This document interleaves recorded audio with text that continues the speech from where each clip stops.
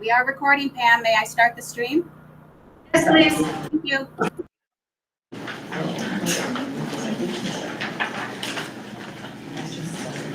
All right, good evening, everybody. This is the Monday, August 16th, 2021 school board meeting. It is 6:01 and I would call this meeting to order. The first item of business is to take roll call, starting with Mr. Bryant. Here. Ms. Buck. Here. Eriks. Here.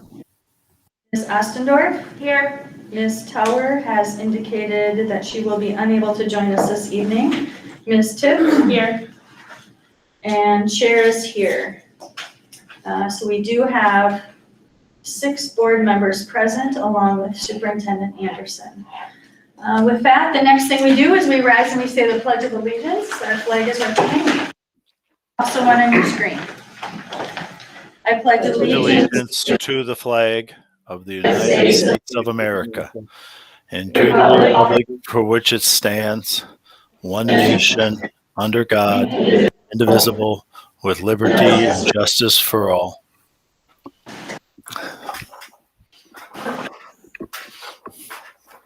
has offered to read our vision and mission this evening. The mission of the Red Wing Public Schools is to educate and inspire all students as they realize their full potential and become respectful, responsible, and productive citizens. Thank you. Our meeting agenda is listed in the board packet. For those of you visiting tonight, there's also a copy on our table, but I'll explain our agenda as we go along this evening. Any board member have any changes to the agenda as presented? Madam Chair, I'll make a motion to approve the August 16th, 2021 meeting agenda. Motion made by Jim. Do I have a second? Second. Second made by Anna. Any other discussion?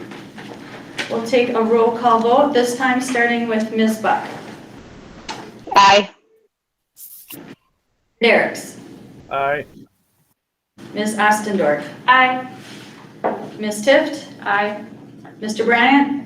Aye. Chair votes aye. The agenda passes 6-0. Thank you. All right. The first item on our agenda then is to call your attention to our education plan. It's in our board book always, but there's always a poster here in our room that helps us to stay focused on what it is that's central to the job that we do here on the school board and throughout our district, staff, students, parents alike. We are all invested in our vision and mission here. So please take a look at that. Then we have recognitions and upcoming events. Does anybody have anything they'd like to share? Other than school is starting, the school supplies are out. I know I've already invested some cash on that, but that's always an exciting time for our students, is to get stuff for their desks, new backpacks. That's fun. There's also several places in town throughout the United Way is offering a backpack program. So if that's a need that you have for your students to get some donated materials that are brand new, give the United Way a call. I would also say that fall sports practices started today, and that's exciting for a lot of our students. Absolutely. And a great day for that. All right, any other recognitions or upcoming events? All right, then the next item on our agenda is public comment. And I'll read the guidelines of public comment. This is something that we read every single time in conjunction with our public comment.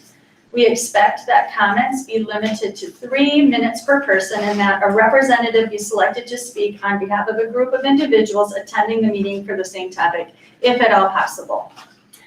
Today, we have a timekeeper. That will be our clerk, Jennifer, so she will be able to keep track and make sure that everyone is given 3 minutes.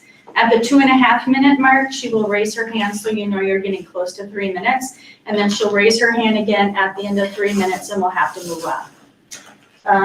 School board members will listen to public comments, but will not discuss the topic at the meeting. Although my guess is many of you are here for the agenda topic that's coming right after public comment. So we will be discussing at a later time. Let's see, a summary of the school district's actions in response to public comment will be provided to the school board, individuals submitting public comment, and or public at a later date. And we expect that comments remain respectful and appropriate. We're not going to identify any current or former students, their families, or staff members by name. And as always, we expect really that comments and our time together to remain respectful and professional. With that, we do have 7 individuals here that have signed in for public comment, and I do have one email that was provided to me that I will read on her behalf, and I will start that out. It's a letter that was submitted earlier today by Patricia Schammel. She says, "Dear school board members, it was my intent to attend this evening's meeting with a request to speak. However, family comes first and an unexpected need has made it impossible for me to be here today. With that in mind, I would like to share some thoughts with you all. First of all, I commend each of you for taking time to serve our school and the children there. Our country is in a time of discourse in almost every aspect. These days we live in a complex society with seemingly insurmountable hills to climb. I ask you to think carefully when making decisions that affect our youth and their future. I can't think of a more important task than this. Please give each challenge and possible change a hard, long look. It has always been my belief that a school's responsibility is to academics first, with extracurricular activities as a close second. I can see the importance of sports, music, and art in a child's growth and feeling of well-being. This partnership has worked beautifully for decades and has produced well-balanced graduates ready for their next step. I am, however, concerned about the cluttered road ahead that already shows the added attention being given to politics in general, to include the critical race theory, which is proving to be damaging beyond words. It has been my personal experience while attending church, going to the park or pool, eating in restaurants, attending sporting events and or musical concerts, watching parades, or just going to the clinic that I've seen all colors and races working and living together. My great-grandchildren will gravitate to someone of another race or color more often than not. Children seem to see this concept in a better light. It is my belief that we are going backward with CRT and that too much emphasis is being placed on this said issue. I'm not saying this problem is solved, but I have seen steady improvements as the years have evolved, and am hopeful that this will be eradicated.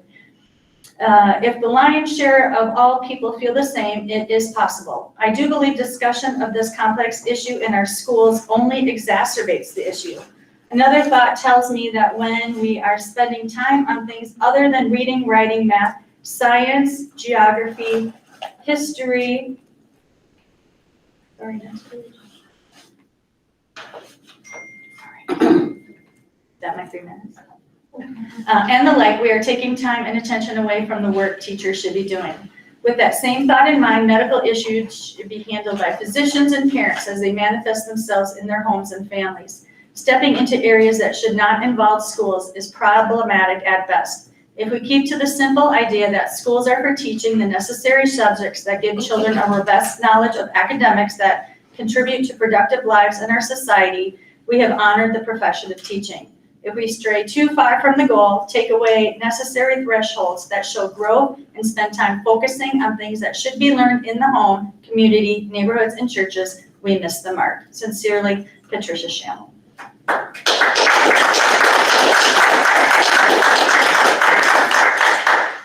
The first person on the public sign-in sheet is Ann Ramseth. You could come forward. That's me.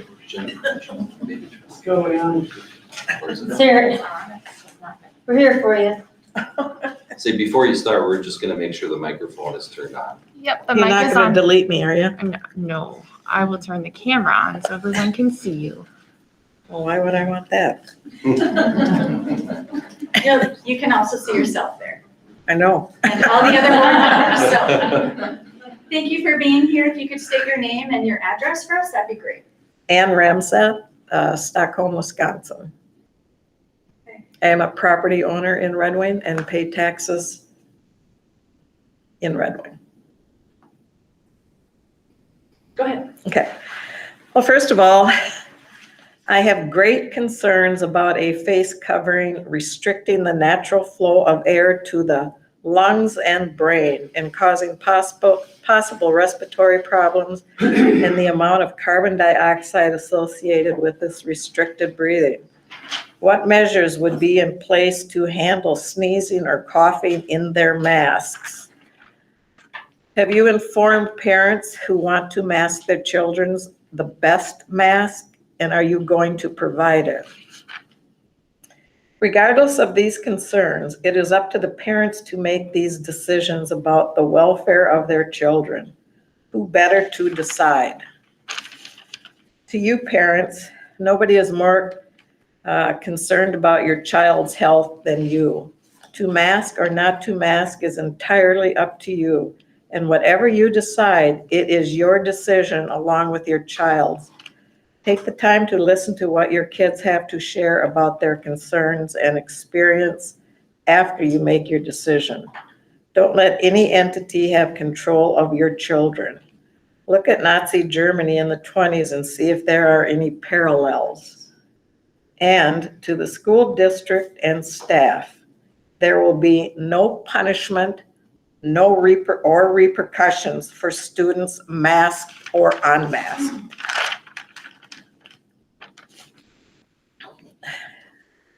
Talk to your children if they experience any of this. Make sure they are aware they are not to be targeted. At the last school board meeting, I was startled when vaccinating kids was brought up as a way to resolve COVID. Are you going to have a pop-up clinic in schools? Well, it's kind of interesting. I was at a school board meeting in Ellsworth and the superintendent said no. And you are aware the CDC, a federal agency, gave the NFL Alumni Association $3.5 million to promote getting this shot. Money seems to be the driving force. What would your incentive be? I hope based on data. Have you or are you getting any federal, state, or local funding for this push? If so, you need to provide info to where it is going and what is it going for. You need to provide us data for Goodhue County and Red Wing concerning COVID. Okay, I'm going to take my husband's last 3 minutes. Is he on the list? Yeah, he signed up. Okay, great. His name is? Robert. Is this a high transmission area? Decision is best for our children can't be made without this information. The numbers show cases and deaths, but public health was not able to break down the numbers according to age. That isn't sufficient information. Polio targeted kids and they were vaccinated. Parents were not. COVID targets a much, much older population. We need data for our area. The New England Journal of Medicine states on the Nuremberg Code that states that for experimentation, voluntary consent is absolutely essential and enables the right to exercise free power of choice without the intervention of any element of force, fraud, deceit, duress, overreaching, or other ulterior forms of constraint or coercion. Some of that I did quote. Now forced evacuations is surfacing. Parents, you do have rights. When it comes to making decisions about your child, exercise that right. Remember, mandate isn't a law. I encourage parents and grandparents to be really involved in what goes on in our schools. Go to school, sit in on their classes, so you are informed. You'll have to fill out a background check, but you do not have to write down your social security number. That was according to the district's lawyer. We need accountability from the district. They have to answer to the parents, make your tax dollars work, protect your kids. This is a very critical time for our children and grandchildren. We have to step up and protect their well-being, fighting for their freedom. My 3 minutes up? 45 seconds. Okay. I'm teasing. Well, I just want to say,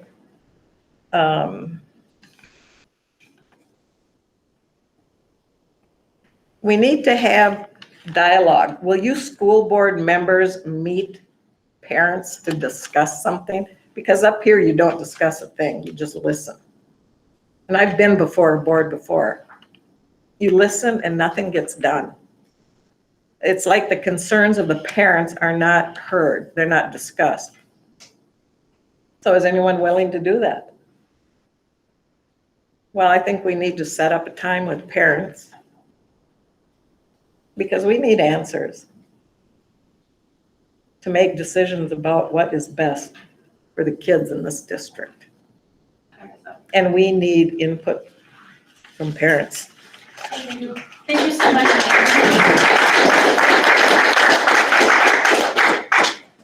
Thank you, Ann and Bob, for giving your 3 minutes. Appreciate that. Next on my list is Chloe and Shelley Struess.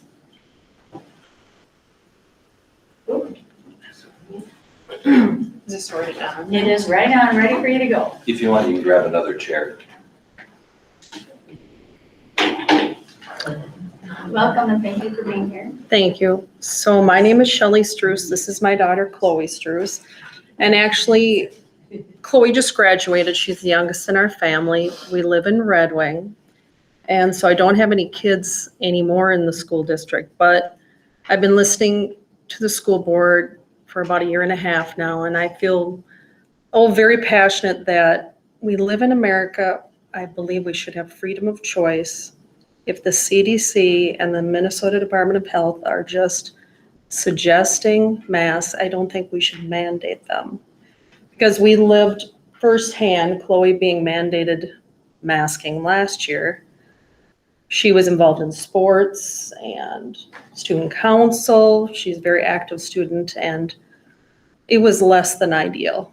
I definitely did not enjoy wearing a mask, and I know many kids that really hated it, and it was awful, like sitting there in class, especially when the classrooms were warm and your face was just felt disgusting. And I think kids should have the right to choose. Yes, if they want to wear a mask, great, that's your choice, but if you don't want to, you shouldn't be forced to wear a mask. It definitely was not a great experience, and I would not want to wear a mask. And I'll just reiterate again, if the Department of Health and the CDC is just recommending, I don't know why we have to go another level above that at this time. So that's our input. Thank you.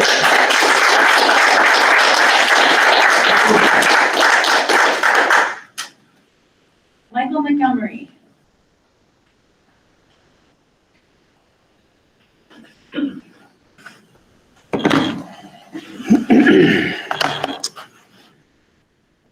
Good evening. My name is Mike Montgomery, and I have 2 high school age children in Red Wing. I'm a property owner and taxpayer. Recently, when asked about returning to mask mandates in schools, Dr. Fauci said he believed it would, quote, be temporary, and did not believe there would be any long-term adverse effect amongst children. Like, are you kidding me? Okay? We are raising a generation of kids right here, right now. They are being conditioned to be afraid to breathe normally. They are scared, some of them, to breathe fresh air. I see kids walking down the street on a beautiful day like today wearing masks because they are afraid of what they've been told. They are afraid of killing grandma because of the information that they have been fed. Guess what? You guys know this as educators, I believe, at least I hope so. Children need to be able to see faces in order for proper development to take place. They need to see expression. They need to be able to respond with expression, but you want to slap a mask over these kids' face for 7 to 8 hours a day. And I'm just going to point out that Miss Tiff was here sitting unmasked the whole time, and then when we go live on the camera, she puts her mask on. It is a sham. It is an absolute sham, okay? Do not tell me, I'm a pastor and I'm connected with pastors all throughout this country, and kids everywhere are suffering because they are being forced to wear these things all day long. And I've talked to pastors who are dealing with families whose kids are suffering long-term effects, okay? So my question is, if you believe it's about safety and well-being, if it was truly about their well-being, you know what? You would take all the masks, pile them up, douse them with gasoline, and torch them on fire, honestly. Okay? If you mandate masks, what's next? Vaccines, experimental medicines that we have no idea, no idea long-term effect. And you want to give this to 5-year-olds? Are you kidding me? We don't know what it's going to do for their reproductive health. We don't know. I'm not saying that it is or not, but we don't know. But you guys want to do that? That's crazy. Okay, what, a shot every year for every COVID variant? That'd be ludicrous. Okay, I believe that most of the staff and teachers, I'm guessing most of you have been vaccinated. If so, what are you so worried about? Okay, here's the truth. Here is the truth. Our kids under 25 years old have a 1 in a million chance that they are going to die of COVID. 1 in a million. They are more likely to be struck by lightning, okay? And they're more likely to die from the seasonal flu. Have you ever mandated masks for the seasonal flu? I don't think so. Shame on you, because guess what? Every student in the Red Wing School District is at more risk of suffering some adverse effect from the seasonal flu. Honestly, guys, it's abuse. And if you mandate it for all the kids, you should be totally ashamed of yourselves for considering it, okay? And I would tell every parent here, do not let them put masks on your kids. If they do, stand up to it. And guess what? If they do, pull your kids from the school and seek other options. Thank you, Mr. Montgomery. We appreciate you being here. Mr. Kajewski, you're next. Well, kind of in the same vein here. I'm Matt Kajewski. I live in Red Wing. I have 4 students in Red Wing Public Schools, a senior, a freshman, a soon-to-be 6th grader, and a 5th grader. To begin tonight, I wanted to read an excerpt from an article that was just published last week entitled Critical Thinking Needed, August 12th by Jackie Cushman, appeared in the website The Creators, which is a website for syndicated authors around the country. For the past year and a half, we've been told repeatedly to rely on the science. First, Dr. Anthony Fauci of the National Institute of Health told us not to wear masks. Only those in medical settings needed them. Fauci then said we should wear masks. Then people were seen wearing several masks. We were told that there would be 2 weeks to flatten the curve. Then longer shutdowns came for what seemed like a lifetime. Scientists initially said that the vaccine could not be produced within a year. When it was, the vaccines were marketed as COVID-19 prevention by the government. That they would then prevent COVID-19. And there was a rush of people to get vaccinated. Now with the Delta variant, breakthrough cases are happening, although outcomes are normally not as severe. We've recently been told we should return to wearing masks, even if we're vaccinated. And this week, Dr. Fauci said that vaccines have been made available by the Food and Drug Administration under an emergency authorization order are as good as if they were approved by the FDA, even though they're not approved. If your head's spinning, you're not alone. It's not just the recommendations and regulations that are constantly changing. The data is suspect too. The article then goes on to talk about all the changing data and changing opinions and what goes on. So to summarize, just because the data and opinions are different than what you're currently inclined to support does not make them misinformation. I urge all of you to think critically about all issues that come up when exercising your duty as school board members, including COVID-19 and whatever the next pandemic or emergency will be. Because I guarantee you there will be another one, SARS-CoV-6 or whatever you want to call it. Specifically regarding masks in our schools, given that the information and messaging from health officials and scientists seems to be evolving and changing, I urge you to defer to the side of freedom that is the bedrock of our nation. Give parents and children the freedom to choose whether or not they want to wear a mask in schools. Do not vote to mandate masks for our children. For those students and parents that aren't comfortable with that, there certainly is online school options, whether that be from our district, school district, or others around the state. COVID has proven to have less of an adverse medical impact on people under 18 than other age groups. Do you really feel comfortable that we know the physical, medical, mental impacts of prolonged masking on children might have in their short-term or their long-term development? Are we as a school district prepared to pay off lawsuits 5, 10, 20 years from now with people that have had adverse impacts on their breathing? Thank you.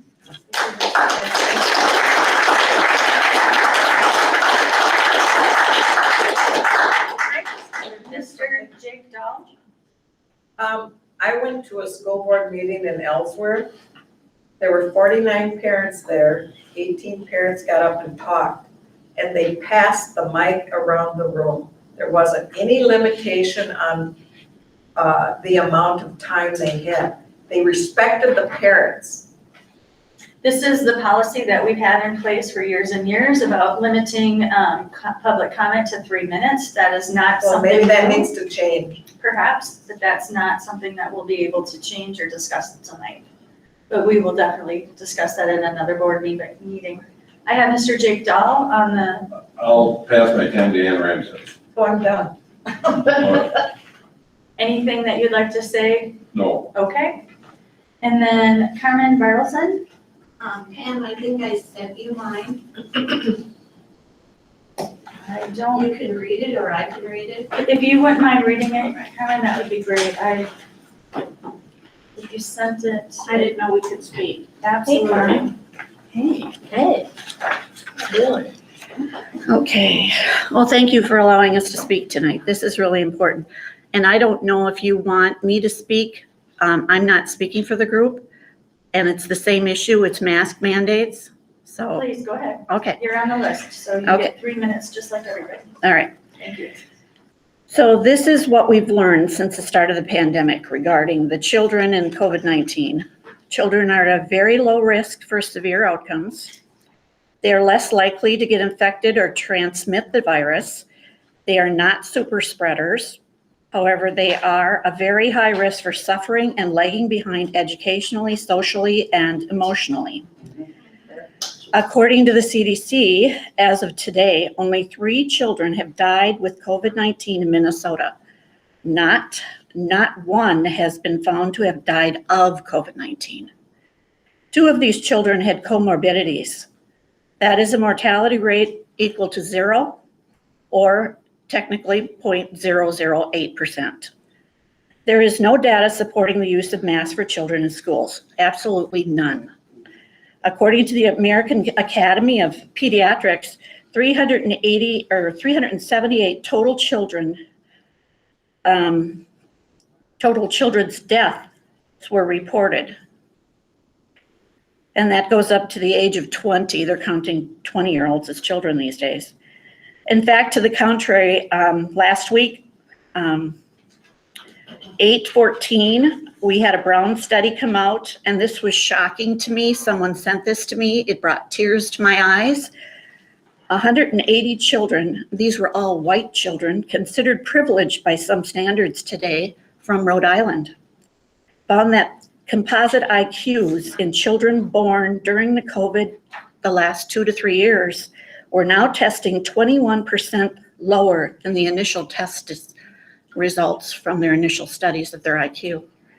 The cause, they believe, is environmental changes, the isolation, the parental stress, the decrease in adult interactions face-to-face, and this is affecting boys more than girls and marginalized children more than any other children. The children of all ages learn by face-to-face interactions. Dinner conversations, debates, questions, and answer sessions spur critical thinking skills. These studies are unfortunately limited to 1 to 2, which lend to the question of why. The NIH spent $42 billion on research, and yet not one study on masks on children in schools. COVID-19 issues for adults, what we know. There are no studies supporting vaccinated adults needing to wear masks. Absolutely none. According to the CDC, and as late as 7/29/21 this year in the US, out of 161 million who have been fully vaccinated, 4,072 hospitalizations with signs and symptoms of vaccine breakthroughs have occurred. Hospitalization rates are 0.003. Okay. I'm going to take his time. 3 minutes from that gentleman. Yes. Okay. And 849 deaths from COVID breakthroughs, the death rate being 0.0005%. There has been an uptake this week, but it's expected to go down again, as it always has. According to the CDC, Minnesota has nearly 70% of the adults, including teachers, vaccinated. These numbers do not include those adults with natural immunity, which is more effective than any of the vaccines. With every problem, we need solutions. Masks need to be optional and up to the parents. We need to teach and encourage respect to others and their choices and decisions. We need to encourage good nutrition and outdoor activities, and we need to create a plan to recover lost learning. We are here to support our school board and work with you. Bring us together. Do not divide our community. One size does not fit all, and facts should always overrule fear.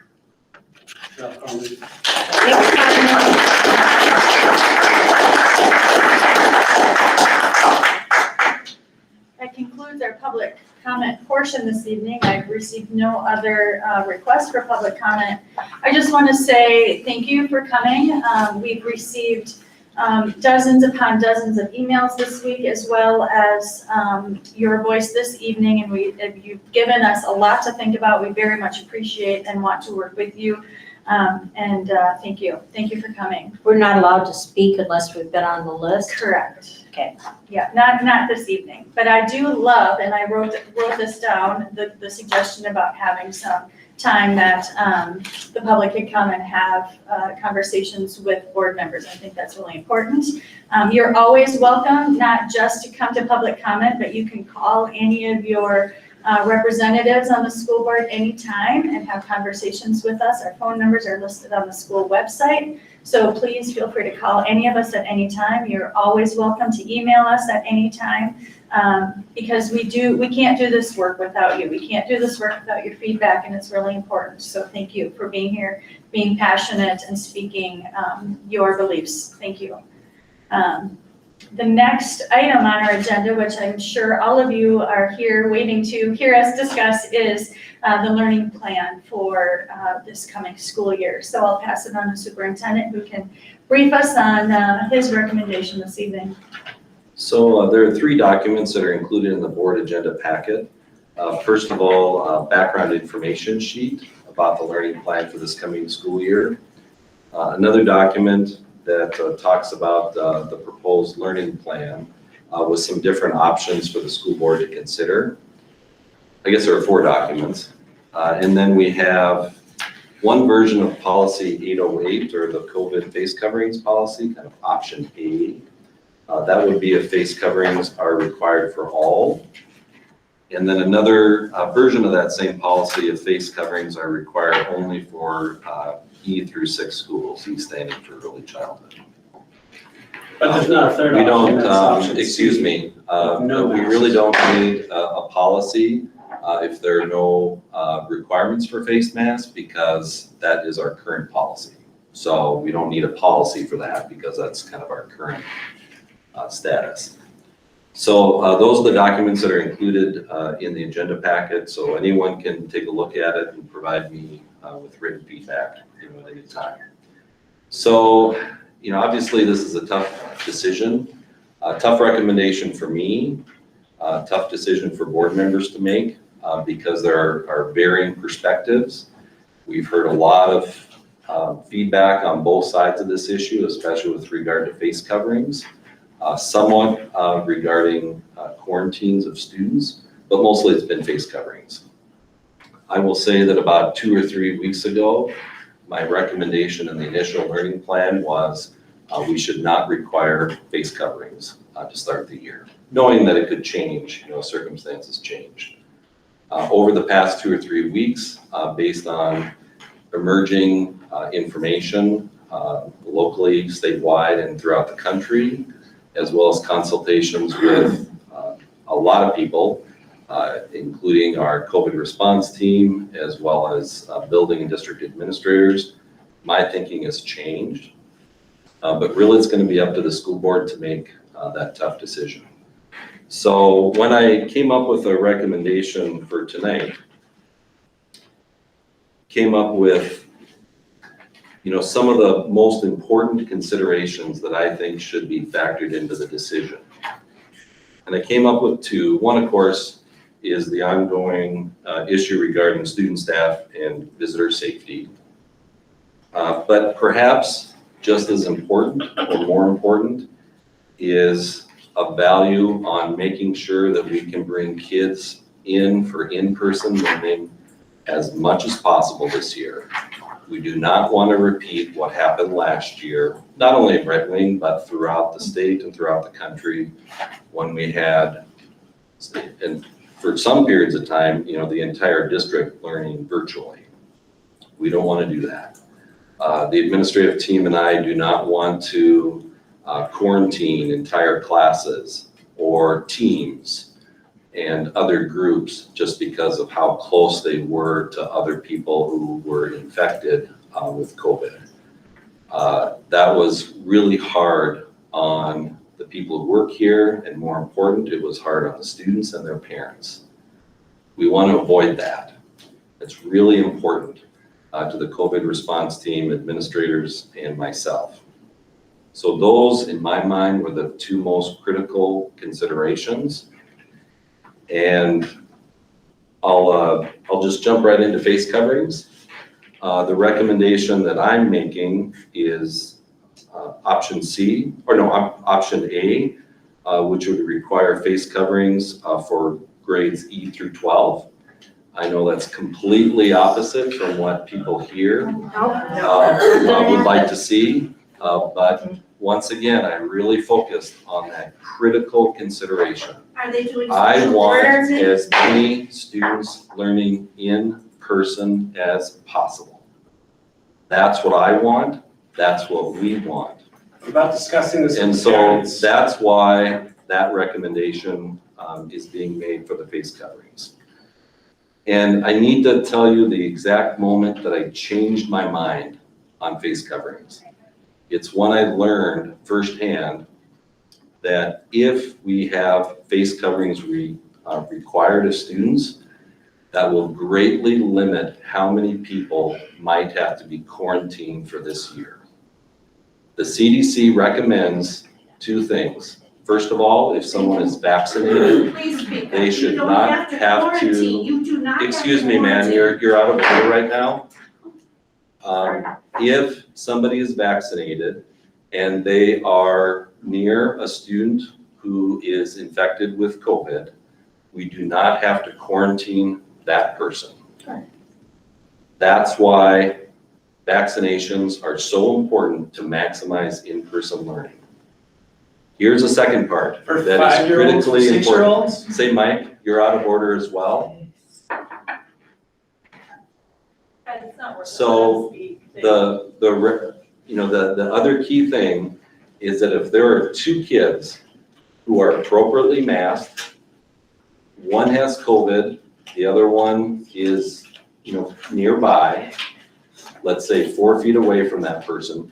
Last year, we would have to quarantine that person. Cause big problems throughout the system. This year, the CDC recommendations are that even if they are 4 feet away from someone with COVID, as long as both kids are masked, they do not have to quarantine. That is a huge deal. And that's why my recommendation, I don't know if the board will approve it. We have 6 people here. I don't know if 4 people are going to vote yes for it. But that's why I completely changed my mind. If we require masks for kids in grades E through 12, we will have fewer quarantines, and therefore we will have significantly more in-person learning. So just to give you, reasons for that.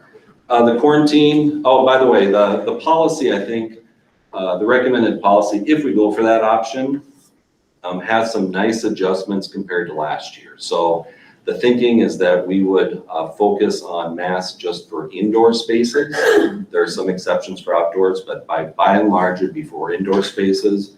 We would allow people to appear for spectators to come to athletic events, because we view that as sort of a choice, that people would be able to come to those events without masks. And there's some other more lenient interpretations of face masks. So you can see those with the exceptions portion of policy 808, if you take a look. But I think we've taken some of the most difficult challenges last year, and we made some adjustments to this year's policy that we would hope would be approved if that option is picked. So that's the recommendation in terms of face coverings. In terms of quarantines, we have some suggested changes there as well. And unlike last year, the thinking, well, first of all, for grades E through 6, kids cannot get vaccinated. So we do have concerns about the transmission of COVID from one elementary child to another. There would be very few quarantines if the kids are wearing masks in the classroom. Very few. Last year, we quarantined entire classes because we were trying to follow the standards of the close contact work at that time. This year, if both kids are masked, there'll be very few quarantines. In terms of grades 7 through 12, it's a very different challenge. The recommendation has to do with providing more loose quarantine requirements, which I think most people here would endorse. Maybe you wouldn't want any quarantines, but if you're gonna have quarantines, you'd want the looser quarantines. Administrators agree with that. And so what we would like to see is that, at least at the beginning of the year, high school students in close contact with an infected person would not need to quarantine because of the universal face covering requirements. However, vaccination rates, school and community transition rates, and overall compliance with face coverings would, could lead to a change in that particular recommendation. Instead of focusing on the quarantine, what we'd like to do, if there are kids who are in close contact with someone infected with COVID, we would like to notify the student's parents, and so they could determine if they want to voluntarily quarantine or not. We think that's the appropriate thing to do if masks are required for our students and staff. So those are the two quick recommendations. One other point is that I too appreciate the comments I've heard. I've heard it from all sorts of different people. The administrative team and I will fully support whatever decision is made by the school board. We realize it's a tough decision. It has lots of ramifications, but we are supportive of whatever the board decides. With that, I think the best thing to do at the board level, I have some things I'll share, and if we could each board member weigh in on where we're at, and then we'll look for a recommendation and a vote. So again, thank you to the public. So many emails, phone calls that we've all received. We definitely appreciate and value every single voice. And I'll tell you, I have spent hours reading everything you've sent me, watching the videos that have been sent. I've been poring over as much data as I possibly can, as I know that my fellow board members also have. Before us is an impossible task. And it's impossible because there's no pleasing everybody. And when we're in a position of not being able to please everyone, that's a hard place to be. But we do have to make those difficult decisions, and that was what we are here to do this evening. One of the reasons it's extremely difficult is because, our job is to educate kids, in my opinion. And we're not here to make medical decisions for our kids. I believe that wholeheartedly. So we rely on medical experts to help guide our decision-making. However, the trouble with that is that you will find medical experts who will testify to both sides of the mask issue. You can find medical experts that say you absolutely need to mask, and you will find medical experts that say that it's more harmful than good, as we've heard tonight. And so that makes it really difficult to make a decision when you hear both sides, you see evidence for both sides, and yet we still have to leave here tonight with a decision. But regardless of educational experts or medical experts, I really believe parents are the experts in their child's life. And I really think it's up to parents who need to choose and decide what is best for their children medically. And so I would defer to our parents to make the best appropriate decisions for their children. I will say, however, I cannot support the learning plan as it is presented this evening.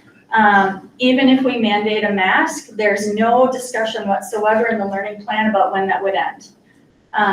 And I do not see any reason to have a mask mandate for a full school year. I cannot support that. We've heard about statistics in Goodhue County. We've gotten lots of information from other school districts about are they masking, are they not, and that's helpful. However, Red Wing is unique and we need to make decisions based on Red Wing kids, data, school system. And I also just want to weigh in on quarantining.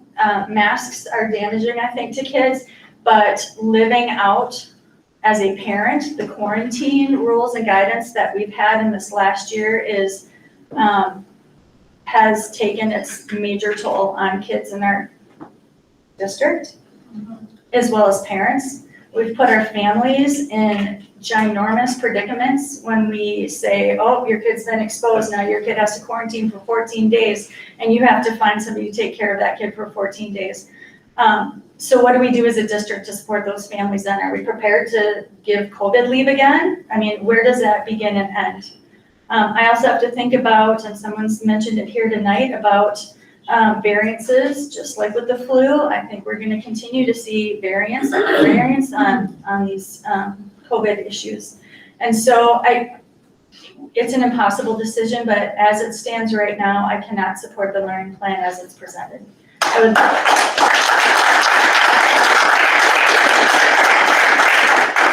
I'd like for each of us to weigh in, and then I see Mr. Bryant is in the queue, so we'll start with him.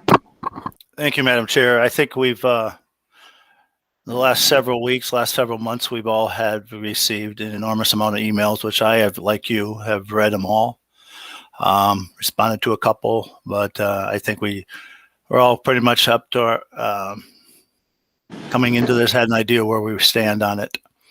I just want to bring on a few things, and I'll let my colleagues here to speak to it. I also appreciate everybody in the room. We're virtual because if we have more than 4 people in that room, the rest of them cannot be virtual by regulations or laws or whatever the recommendation from the state. So we have people that aren't still there, but September we will be in person. No matter what we decide tonight, there's going to be a group of people not happy, no matter what. I was in a larger store this weekend, and there was about 50 people in the store. I was all over the store, and the employees were masked. However, of the 50 people, I only saw 3 people that have chosen to wear masks based upon the recommendation of the CDC and the Department of Health. It's their choice, and I have no problem with people wearing masks if they choose to wear a mask. I do not feel we should be mandating it. The state of Minnesota mandates so many things upon schools and school boards, and this one they're just kind of sitting in the sidelines letting it fall to the local level. I wish they gave us that local authority a little bit more often on other issues that we have faced on a regular basis, but they don't. Either side of the issue that you're on, whether you like face masks or don't like face masks, there's enough information out there for everybody to take their position and find the information for that. I understand that. And again, I respect anybody that has chosen, that wishes to wear a mask, I have zero problem with that. That's your choice. That's fine by me. Somebody talked about vaccinations. I mean, we've had vaccinations around this country for decades and years, even more than that. I encourage people to get vaccinated. When you get the first chance that you're eligible to get vaccinated, get vaccinated. Unfortunately, some people have chosen not to. That's their choice. But that's part of the reason why we're here tonight. So with that, I'll let others speak will speak, but I will not support a mandatory mask in our schools at this time. I think by doing so, if we do a mask, we can we'd be more restrictive. And if we need to be more restrictive down the road, I'd rather go into more restrictive than try to be really restrictive and then try to come out of it. So at that point, I will not support option A or B at this point. Option C is my choice, no mask, or optional for the parents to being it.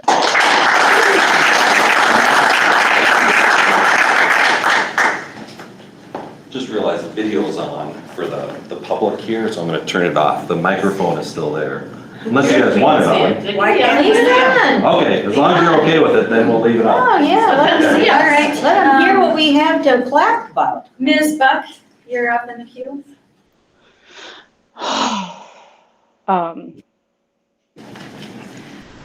I myself, I wear masks everywhere.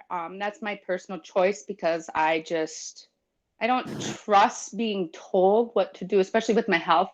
Being wrapped up in the health system since 7 years old. So I manage my kidney disease all naturally the best I can, but since joining school board, I've been having a lot more severe flare-ups. And that's due to the stress and reliving essentially what I went through in the system.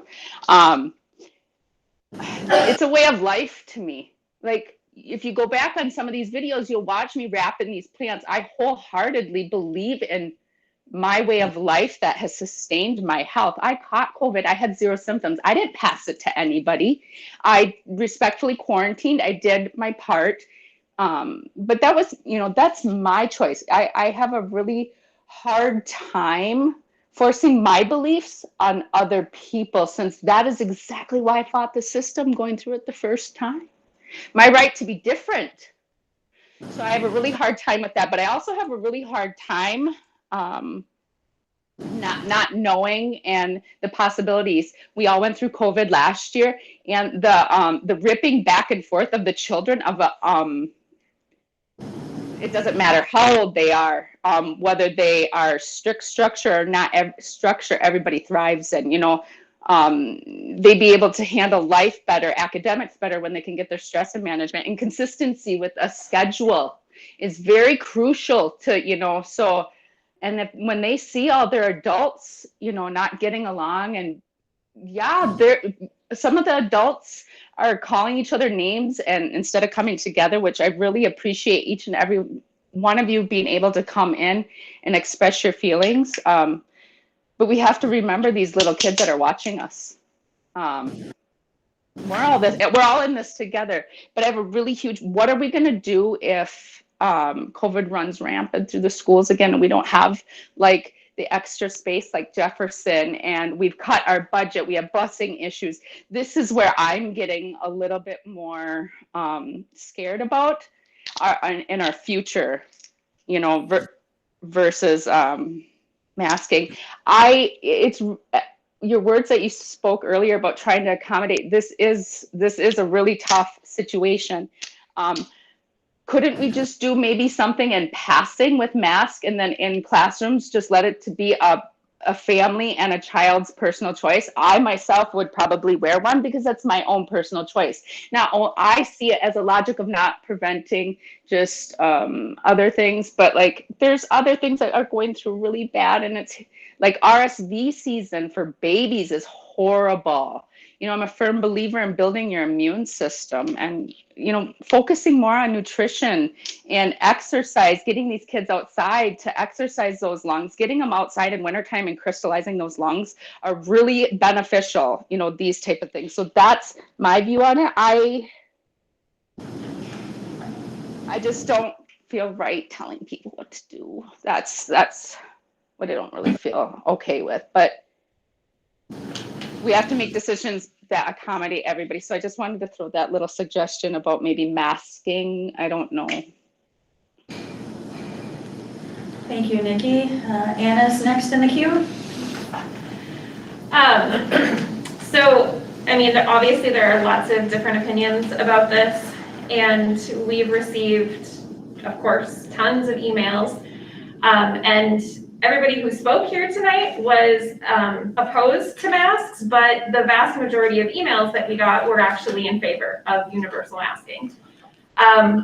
Ultimately, though, I'm not an expert in infectious disease, and as far as I know, nobody who spoke here was either. So I look at the agencies who are.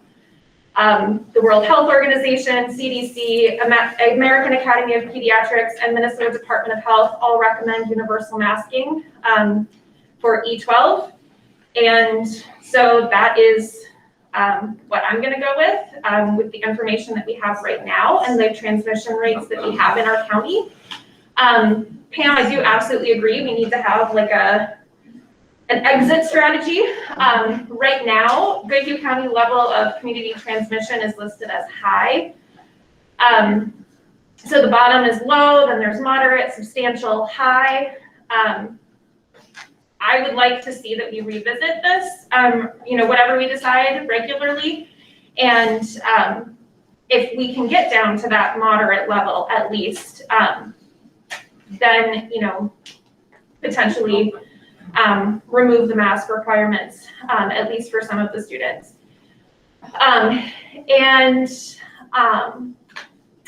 But for me, one of the big deciding factors is that if we have universal masking, we don't have to do as stringent quarantines. And I think having the kids in-person learning is the most important thing.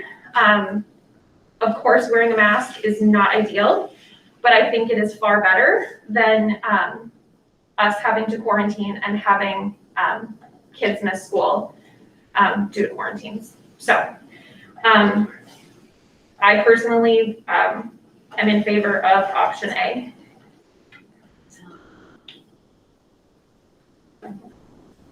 Jennifer, you're next. I would just say that it's our job as the school board to make decisions that lead to the best education possible for our kids. And one thing we've seen in the last year and a half is that not being in school is not the best way to educate our kids.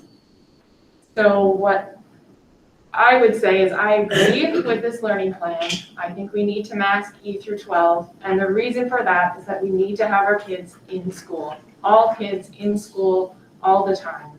And so I agree with what is being said here. I also agree with what Pam and Anna said, that we need to have a plan moving forward. Right now, with what our numbers look like in the county, in Red Wing, this is a good way to start, I believe, so that hopefully those numbers can come down rather than continuing to go up as we see throughout the country. And if that can happen, then I think we need to have a plan so that masking is not something we continue to do. It's not fun. We all agree with that. We all agree that our kids need to be in-person learning. But something has to give here. And I would rather have our kids and our staff masked and safe and have them in our schools rather than having quarantines or outbreaks. They need to be able to do the activities. They need to be able to be in athletics. And this is what the experts, and yes, they are the experts, at federal, state, and county level, they are telling us that this is what needs to be done. And they're not just recommending it. They can't make a mandate for us to do that. That has to come from the president or the legislature or the governor or the local state legislature. They can't say you have to do this, so that's why they are not. They're leaving it up to us to make that decision. And so with a recommendation that is what happens in the school district. So I do believe, as Anna said, we need to follow those recommendations. That's what we do as a school board all the time when we make education decisions. We look to the people that know the best in their field and they guide us. We set the goals, and our goal is to have our kids learning in school. And so they have said, if you want that to happen, this is what you need to do. And so I do believe we need to follow those recommendations. Thank you, Jennifer. And last but not least, Mr. Derricks. We'll give you the last laugh. Oh, thank you. I don't know if that's going to be last, but at least that'll be the last comment from all of us, at least the first time around. I got some questions I want to ask as I talk here. I asked Karsten if he could get any information on what our area schools are doing or planning to do, or is it too early on that? I did contact some neighboring superintendents as well as superintendents from the Big 9 conference. I am not aware of any neighboring school districts that are requiring masks. Now, some of those decisions have not been made formally yet, but that's where I am right now. In terms of the Big 9, I'm really hesitant to share specific school names because I know some of their plans have not been approved. But my understanding is that Rochester is currently requiring face coverings for at least grades K through 6, and at least one other school is planning to require it for grades K through 12.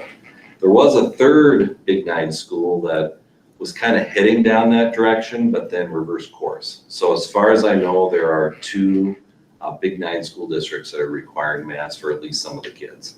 Again, that's changing all the time. So I don't want to put words in any school district's mouth. Thank you. Then as far as Rochester goes, I just noted today in reading Post Bulletin that they have a K or an elementary mask mandate, but not secondary, but the things have changed and the superintendent is recommending that they go to masking throughout the entire district. I don't know what the board is going to be deciding on that, but trying to keep track of things as best I can. The next question is, in our board packet, I saw some reference to Goodhue County's COVID cases at being somewhere between 50 and 100 per 10,000. Do we have a more accurate number on that? I thought it was per 100,000, by the way, not 10,000. Yeah, I think the county calculates it one way and perhaps the CDC calculates it a different way, so it's a little murky. I know that we do have some information that I received recently. Lisa, could you show the extra that we added today, the email coming from Goodhue County? You may not have that in the paper version. One? It was from today? Yeah, it was from today. It's an email message. It might be as an extra. Okay.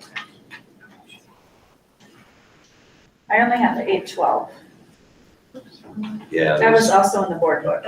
Yeah, there was another one that I think was added today. So we'll see if Lisa can track.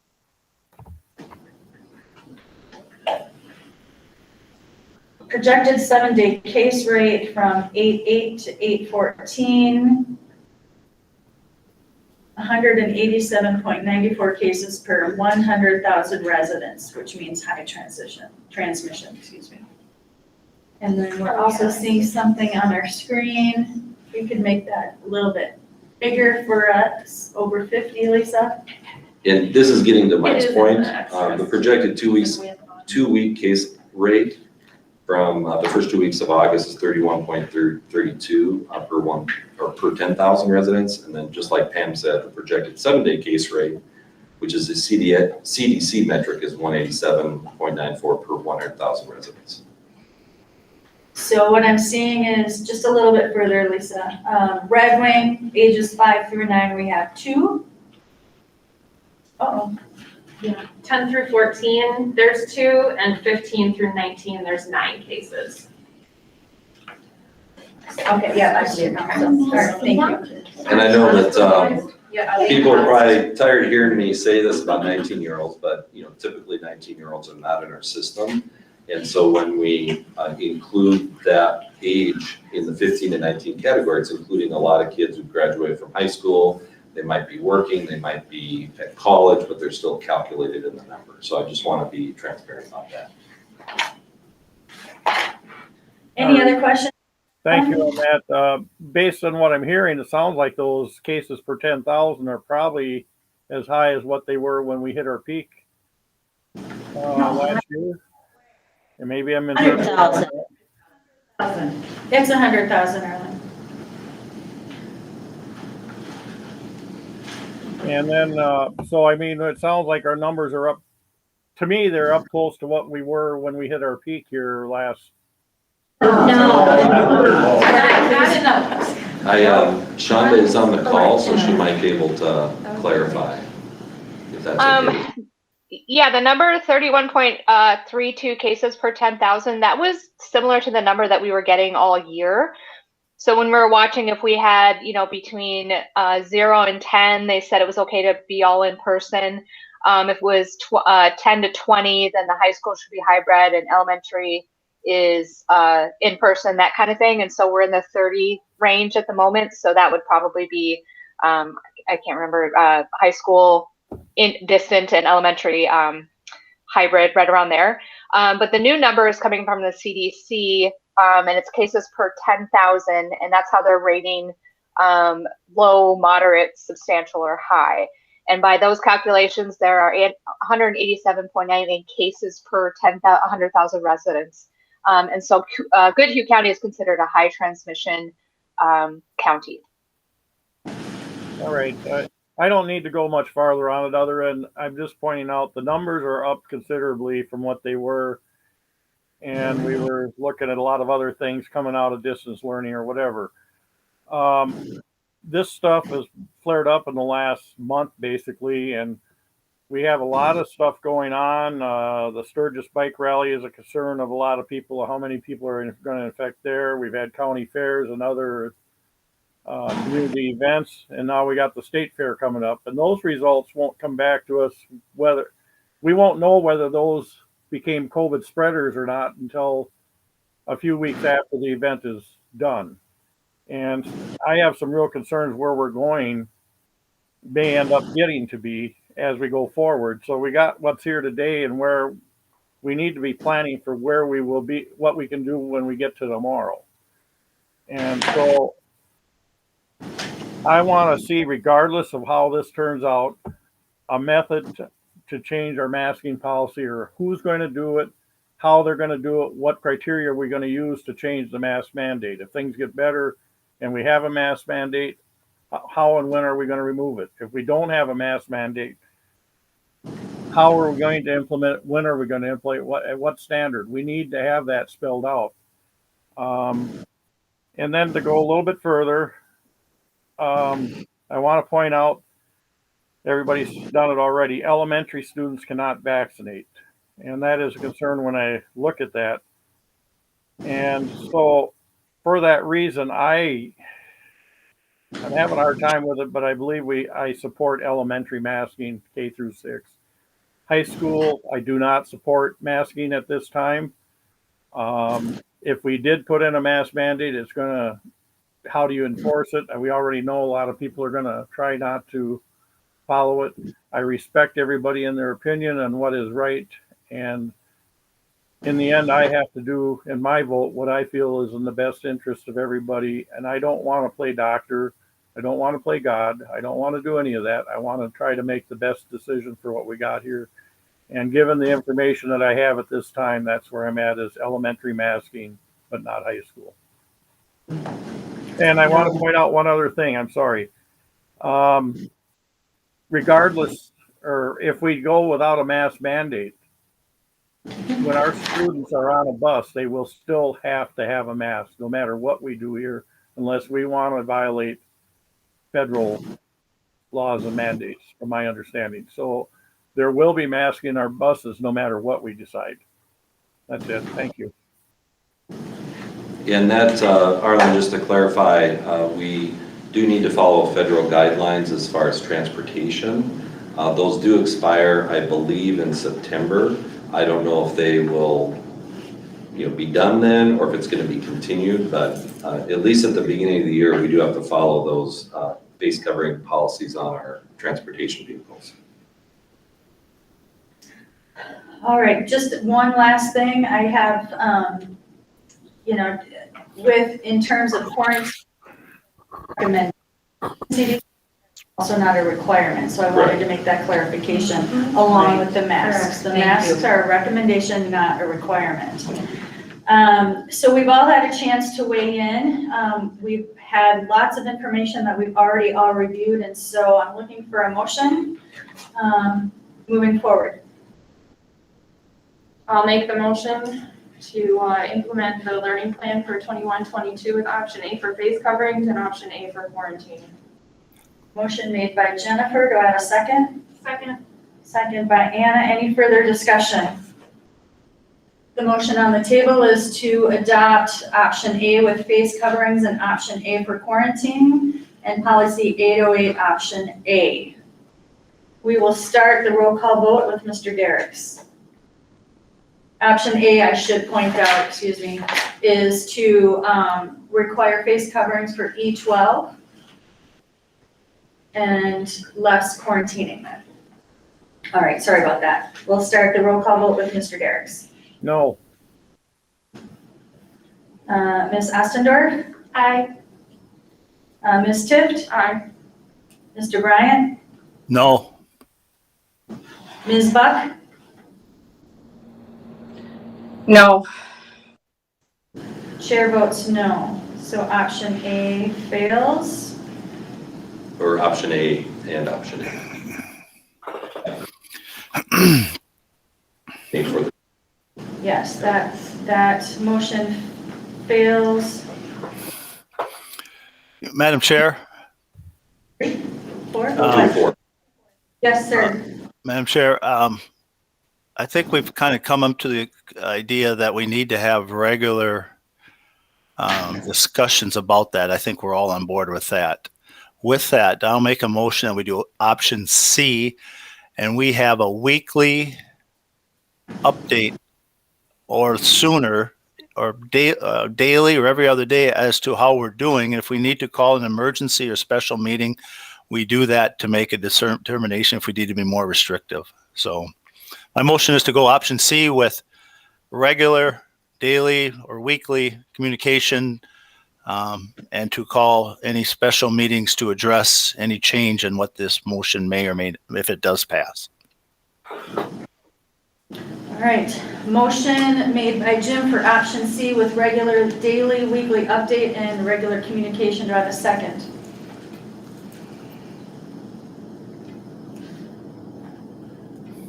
Pam will second that.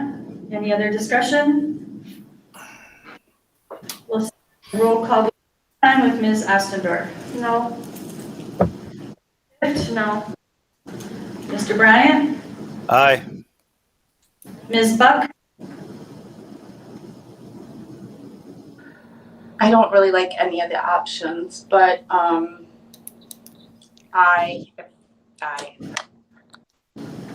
Mr. Derricks? No. Aye, so that's a tie, 3-3, which means the motion fails.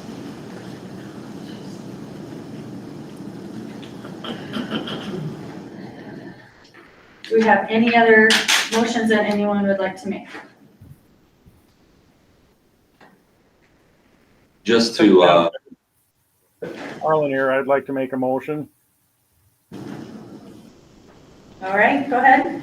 I would like to propose that we look at proposed version B, which is masking K through 6 and no mask requirement for grades 7 through 12.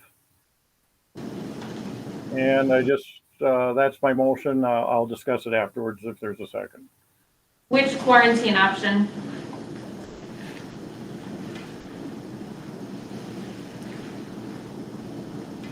I guess I was just proposing policy B, version B.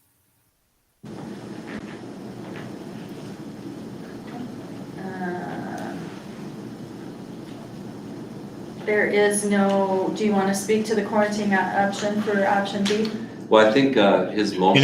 You need a second before you can have discussion. Good point, Jim. Thank you. I'll I second. think it died for lack of second. Yep, Anna has a second. All right, now I'll ask the question. Quarantining, can you speak to that? Right now, Arlen's motion is specific towards the face coverings for the elementary kids. And so the quarantine recommendation would stay the same as what's in the learning plan for the elementary kids. The administrative team, we aren't all here at the same time, but we would probably recommend the more strict quarantining if we are not requiring masks for grades 7 through 12. But again, that would be a separate motion because Arlen's motion just had to do with face coverings. All right, so Arlen's motion is to mask K through 6, not for 7 through 12. Seconded by Anna. Any other discussion? Arlen here. I'm open to either quarantine option, I guess. I don't have an opinion one way or another on it. So if somebody wants to make an amendment to the motion, I would probably be willing to second it if it helps put clarity to it. I think it's better in trying to put, if this was to pass without that, I think it'd be important to somebody. The other thing I do want to point out is if there is no mask proposal approved here tonight, we are leaving tonight with no mask requirement to the district until some other action takes place. So everyone needs to decide what to do at this time, and it doesn't mean we couldn't come back and discuss this at another meeting or whatever. Personally, I wish I could make this decision 2 weeks later from now and have more data on what's going on with this whole thing, but that's not what the public wants, and I get it. We got to try to make a decision tonight. So that's why I'm putting it out here. So. Anna's in queue. Yeah, so looking at those quarantining things, okay, so correct me if I'm wrong, Karsten, but it kind of looks like ultimately it's the same kind of thing that option A is only an option for quarantining if we have universal face covering. So it by default becomes option B because then it's if the two people were both wearing masks, you can avoid the quarantine, but if one of them wasn't, then it doesn't count, right? Yeah. Like they'd still have to do the quarantine. I'll probably say that's slightly different because the federal government, state Can you guys be government, quiet so we can hear, please? they do not require, Order, please. they don't require face coverings or quarantining standards. So really, my statement earlier was just a recommendation I think that would come from the administrative team and myself is that if we don't require masks at the high school level, then we would have stricter quarantine guidelines. Sure. Okay. But again, it's up to the board to decide. Okay. Ultimately, I think that it's important. I still think it's important to have masks for E12, but I will vote for this because I think at the very least having them for the K6 or E6 is really important because they don't have the option to be vaccinated. So. Do we want to have an amendment to add the quarantining, or is that just in the section then? We can just discuss that later, I think. Yeah, Okay. either an amendment or we vote on this and then we consider other motions. All right. So the motion on the table made by Arlen, seconded by Anna is mask K through 6 and not for E6. Yeah, E6, thank you. I had K. E6, is that right, Arlen? E6? Well, whatever it says in there, I thought it was K6, but what is the wording here?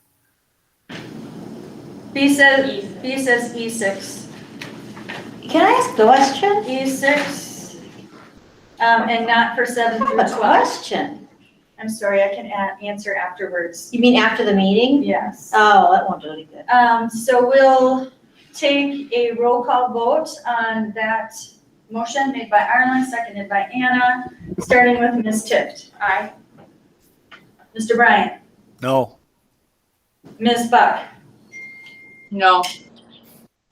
Mr. Derricks, Aye. Ms. Ostendorf. Aye. Chair votes no, so that's 3-3, and that also fails. So the mask policy is in place, stays there because of lack of a quorum or a majority vote on all three of the motions. So That is true. okay. That's true because that's our current policy, so there wouldn't be a change. Right. It would be helpful if those quarantining because we were quarantining at the end of last year. And I know the COVID response team has done some quarantining over the summer, but I think, I certainly would like guidance on what we would do, if any, quarantining to start the year. Shonda, can you tell it, or Arlen's in the queue, so. Arlen, go ahead. Yeah, I think at this point it's essential that we give directive to get,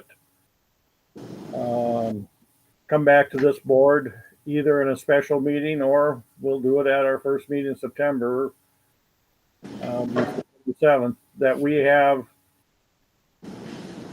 some type of plan how or when we want to implement a mask policy or what criteria we're going to use to bring that about.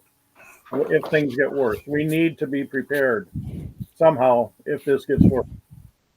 I guess we don't have to worry about when we're going to take it away at this time because we don't have one. So, and I accept that, but we need to have a plan in place that if this happens, we are going to have a special board meeting, or if this happens, the superintendent will implement a mask policy, or if this happens, something has to be in place sooner rather than later so we can make a decision.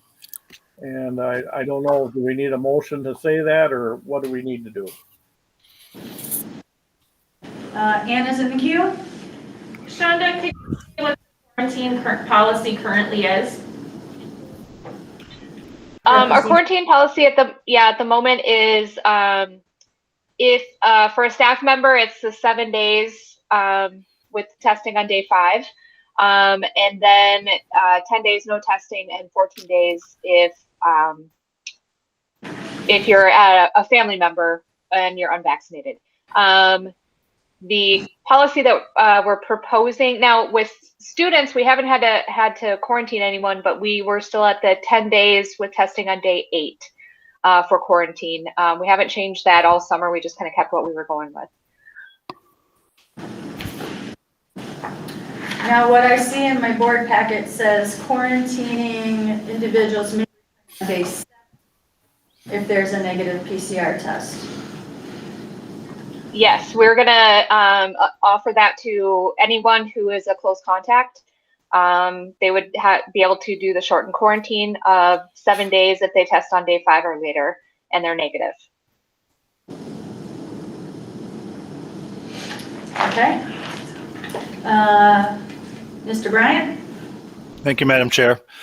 I think since this is just kind of coming around here again until everybody gets vaccinated or eligible to be vaccinated, this will be a regular topic at all our meetings to see where we're at, to see how we want to address it. So we talked about one of the motions to do that irregular. So if we need a motion, if we need to have a special meeting next Monday, if the rates changed, or we'll just do it in 2 weeks, or actually it's 3 weeks. Maybe we should schedule a meeting on the 30th, a special meeting on the 30th, the 5th Monday of the month. We'll have a better idea if we need to change anything before the start of the year. I'm not thinking there is, but let's be honest. This COVID thing is threw us all for a loop in the last 17 months or so. Ms. Buck? I strongly disagree with the forcing of vaccinations. more encouraging of a healthier lifestyle and eating and exercise per se. And I really want to highlight the fact of the mental health issue. And this has been going on long before COVID came. It's just blowing up in our faces now because we're getting more restrictions on things. So I would really like during this school year for us to really focus on the mental health aspect of our children, because that's what I'm seeing more issues with our youth. But I also agree with Arlen. We need to have a plan. I do not like having plans just in case, because like I said, if we can keep these children grounded and balanced with a set and safe and secure structure, they'll be able to navigate through the challenges of life a lot better. So I am willing to meet as often as we can to come up with more plans on how to keep our students, our staff, and our community safe, while honoring everybody's belief systems. Yeah, if I said I want to force people to get vaccinated, I never said that. I encourage people, just like we have recommendations. So it's people's choice. Nobody here is forcing anybody to do a vaccination. So, or I'm not. Well, and, again, the recommendation is for quarantining, but that is not a requirement. I said earlier, I think honestly that the quarantining did much more damage than mask wearing. The isolation, taking kids out of school, taking kids out of the sports that they love or their activities, isolating them at home, it puts a lot of peril on our families. And so we're between a rock and a hard place, because you're saying we have to mask, but then we don't have to quarantine, but it's tough. It's tough out there, but it sounds like perhaps we're gonna need to go back to the drawing board. Right now, we have no mask mandate, because all three options have failed.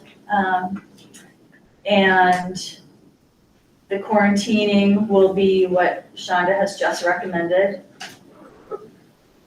Say, Shonda, was that quarantine guideline approved by the board after the emergency orders ended? Do you happen to know? No, we haven't talked about changing any quarantine since we went to the 10-day quarantine for students by testing on day 8. So that's the last discussion that we have. The new proposed would be to offer the 7-day quarantine for everyone, as long as they test on day 5 or later. And if they test on day 7 and they find out on day 8 that they're negative, then they can come in. But then if they decide to not test, we'd like them to quarantine for 14 days, just to kind of be the safest that we can.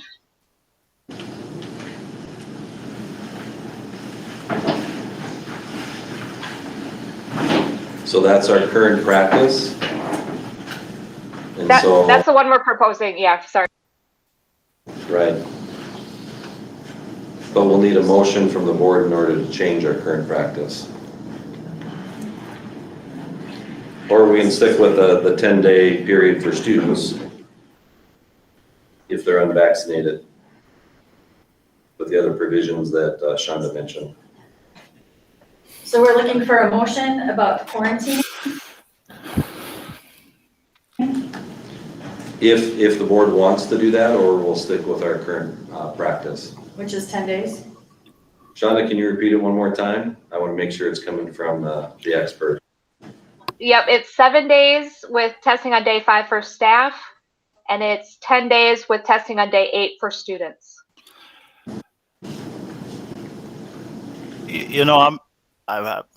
We have this thing in place now. It didn't come up to an issue tonight. It didn't come up to an issue since we couldn't pass a motion. So I'm not comfortable voting on something I haven't had a chance to look at and review and have in front of me, present it to us on the agenda, just throwing something on there now.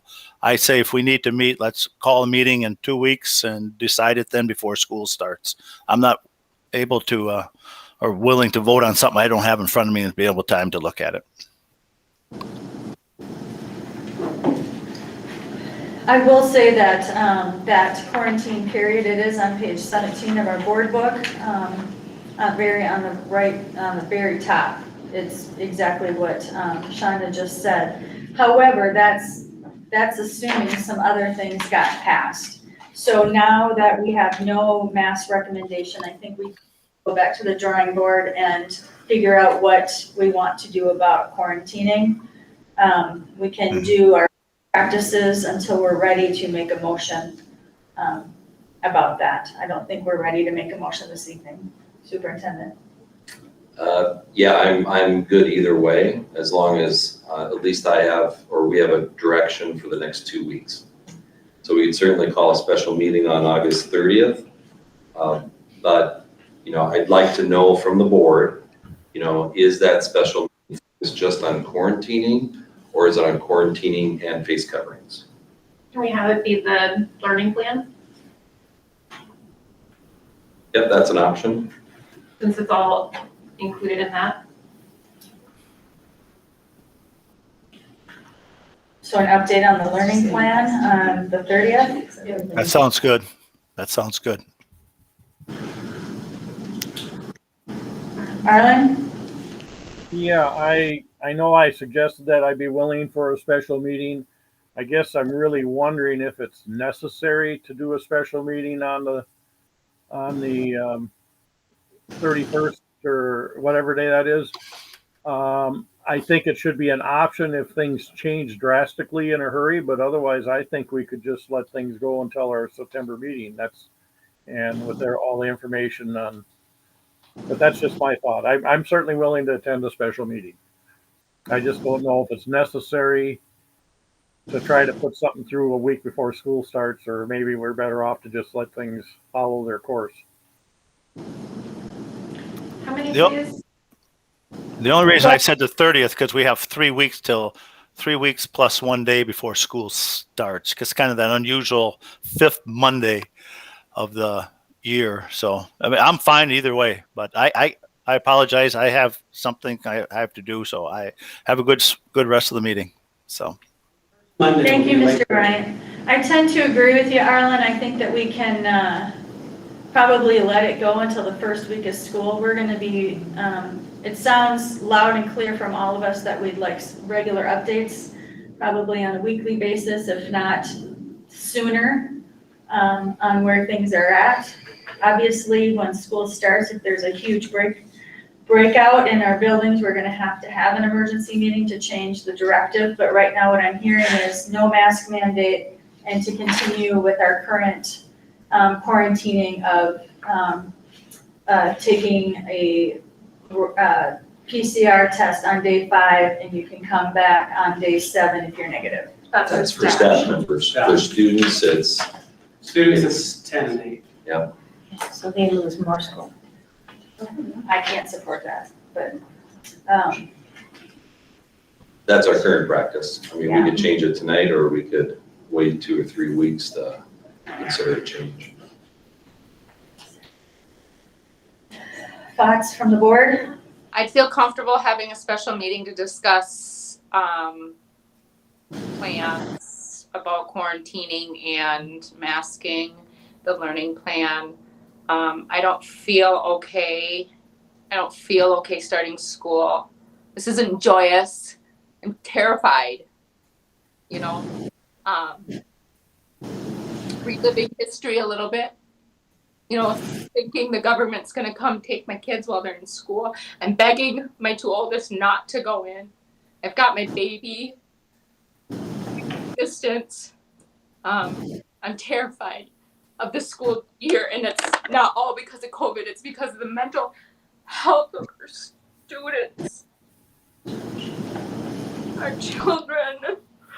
I don't feel safe. I would feel better if we had an additional meeting to discuss Plan B, C, and D.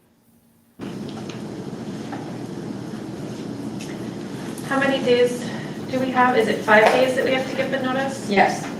Well, 3 for posting, but we count 5 days, like Friday, Saturday, Sunday, regular Tuesday.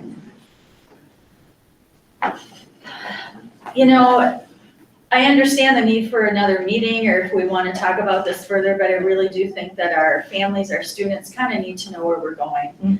And to push off something for 2 more weeks, And then what if, now they're scrambling at the last second based on what we might decide at the last second. I think we owe it to our families and our students to come through sooner than the 30th. I don't know if that means we sit here and we talk about it until we're done, or, this is uncharted territory. I'm sorry, I'm making things up as I go here, but, we've never been in this position before. This is an enormous decision to make, so I don't want to rush it. I want to give us some time, but I think our families deserve, some time also to digest what we've decided and make decisions based on our decisions. So, to put it out on the 30th, which is 7 days before school starts, or 8 days, that's rough. If we're gonna have a special meeting and we want to continue this conversation after we've had some time to digest it, I would recommend that we put together either a special meeting after our workshop next Monday. That gives us a week. I know it's an already filled evening. However, I think a decision and more dialogue sooner rather than later would be pertinent. There already is a special meeting that evening. Yeah, we have two other topics. One is Yeah. approval of the custodial contract for Right. 1 year, and then also a closed session to discuss food service negotiations. Right, so we could add an agenda item. Mhm. Are we willing to add an agenda item to next Monday, specifically focused on quarantining?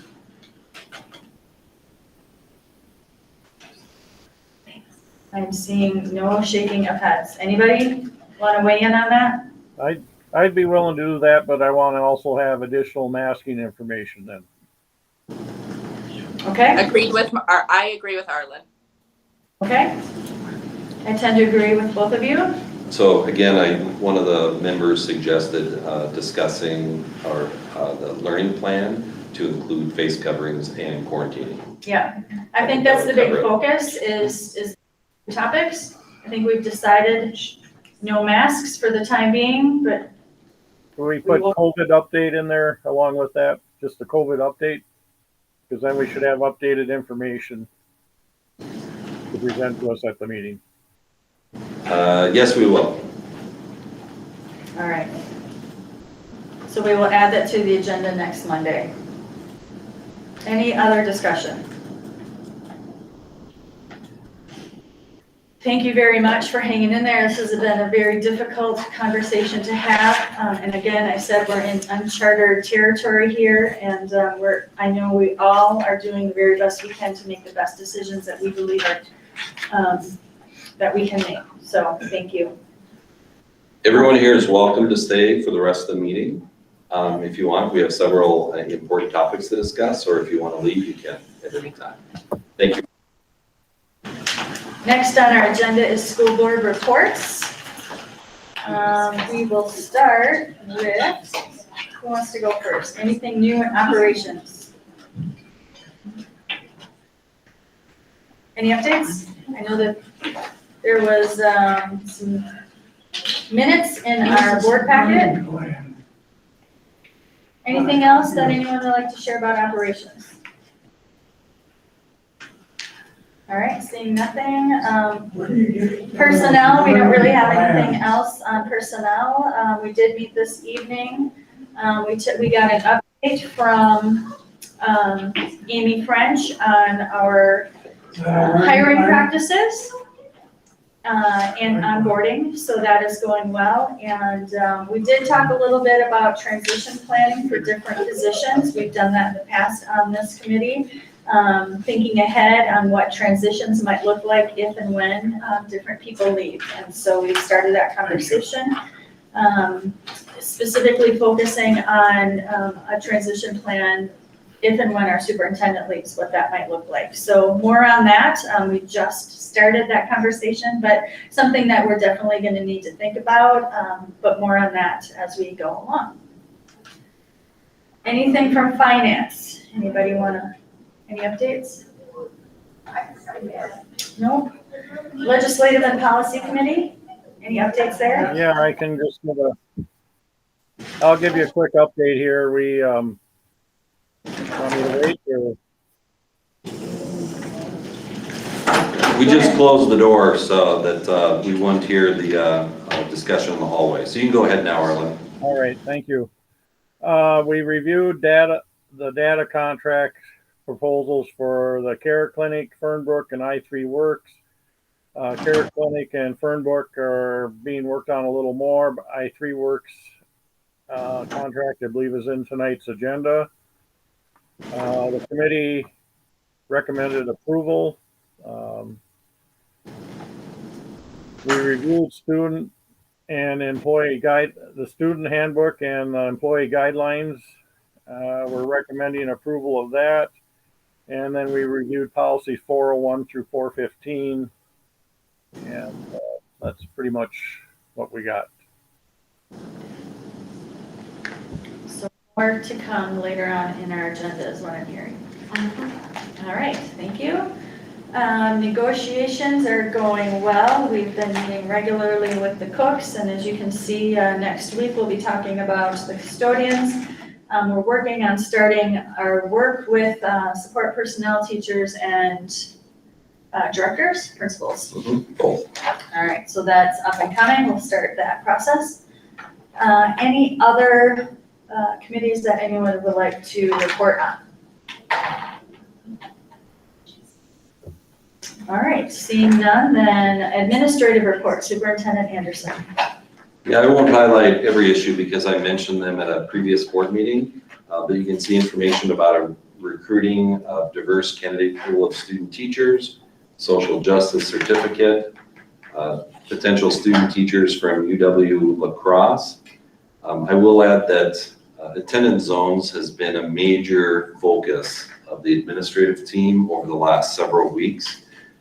We have them developed, and the parents will be receiving their school assignments this week from the transportation department, and then hopefully the following week they will receive information about classroom assignments. So we're making some progress. It's later than usual, but we're making good progress. You can see future workshop topics include student discipline, recruitment and hiring practices, as well as streamlining of meetings and decision-making processes.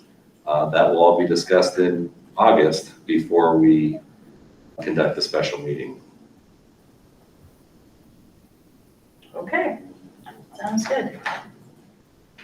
Then the next item on our agenda is the consent agenda.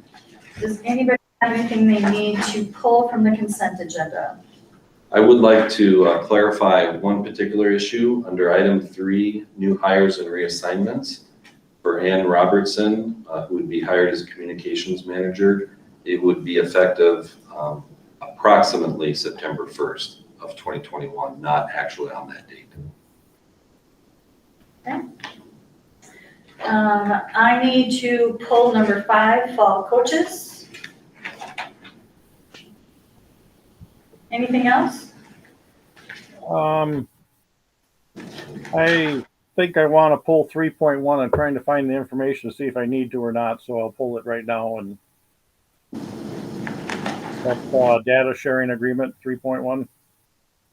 That would be 3.6. Where did I get? 3.1 is the full consent agenda on the. All right, let's try this. Well, anyway, I want to pull data sharing agreement. I3 Works. Is that in there? Yep. So you want to pull that agreement? Yep. Okay. Any other things that we want to highlight there, pull? All right, so I'm looking for a motion then to approve the consent agenda with pulling fall coaches and I3 Works. I'll make that motion. Motion made by Jennifer. Do I have a second? Second. Anna made the second.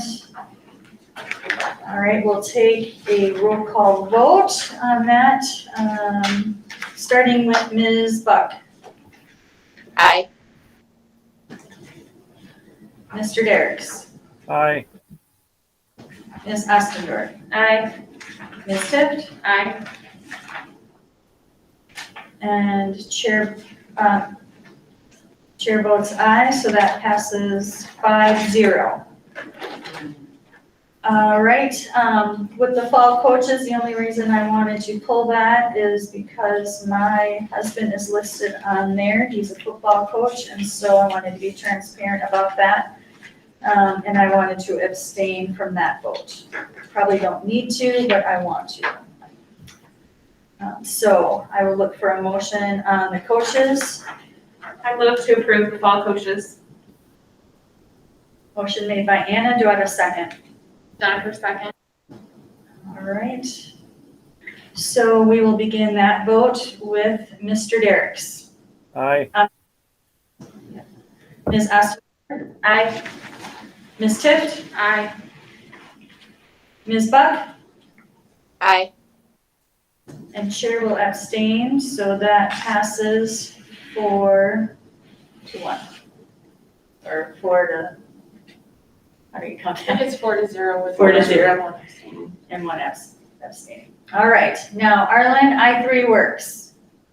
Yeah, I want to pull this because I don't want to vote in favor of that contract. I just have issues. I'm not convinced on my own, even though it's a recommendation from the committee.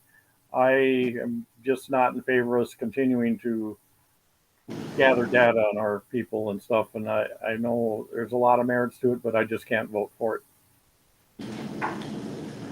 Okay. So I am looking for a motion to approve I3 Works contract. I'll make a motion to approve the data sharing agreement with I3 Works. Motion made by Anna. Do I have a second? Nikki Buck seconds. Okay. We'll start the roll call vote this time with Anna. Aye. Ms. Tift? Aye. Ms. Buck? Aye. Mr. Derricks? No. Chair votes aye, so that passes 4-1. Okay, thank you. Donations and grants. I'd like to highlight two particular donations. First of all, a 3M Foundation grant in the amount of $3,500 for the Twin Bluff Playground. Also, a $1,000 donation collected from numerous community members for the Dick Beach Memorial, and that's going for this summer food service program. So thank you for those donations. I'll make the motion to approve the resolution accepting donations and grants. Do I have a second? Second. Anna seconds. Any other discussion? All right, we'll take a roll call vote, this time starting with Ms. Tift. Aye. Ms. Buck? Aye. Mr. Derricks? Aye. Ostendorf? Aye. Chair votes aye, that passes 5-0. All right, approval of policy changes is next on our list. The policies listed have been reviewed by the Legislative and Policy Committee and have also gone under review or presentation by the school board on 2 different occasions. I have not received any questions or comments since that time, and so the recommendation is to approve the policies as presented. I move to approve the policies for the 2021-22 school years as presented. Do I have a second?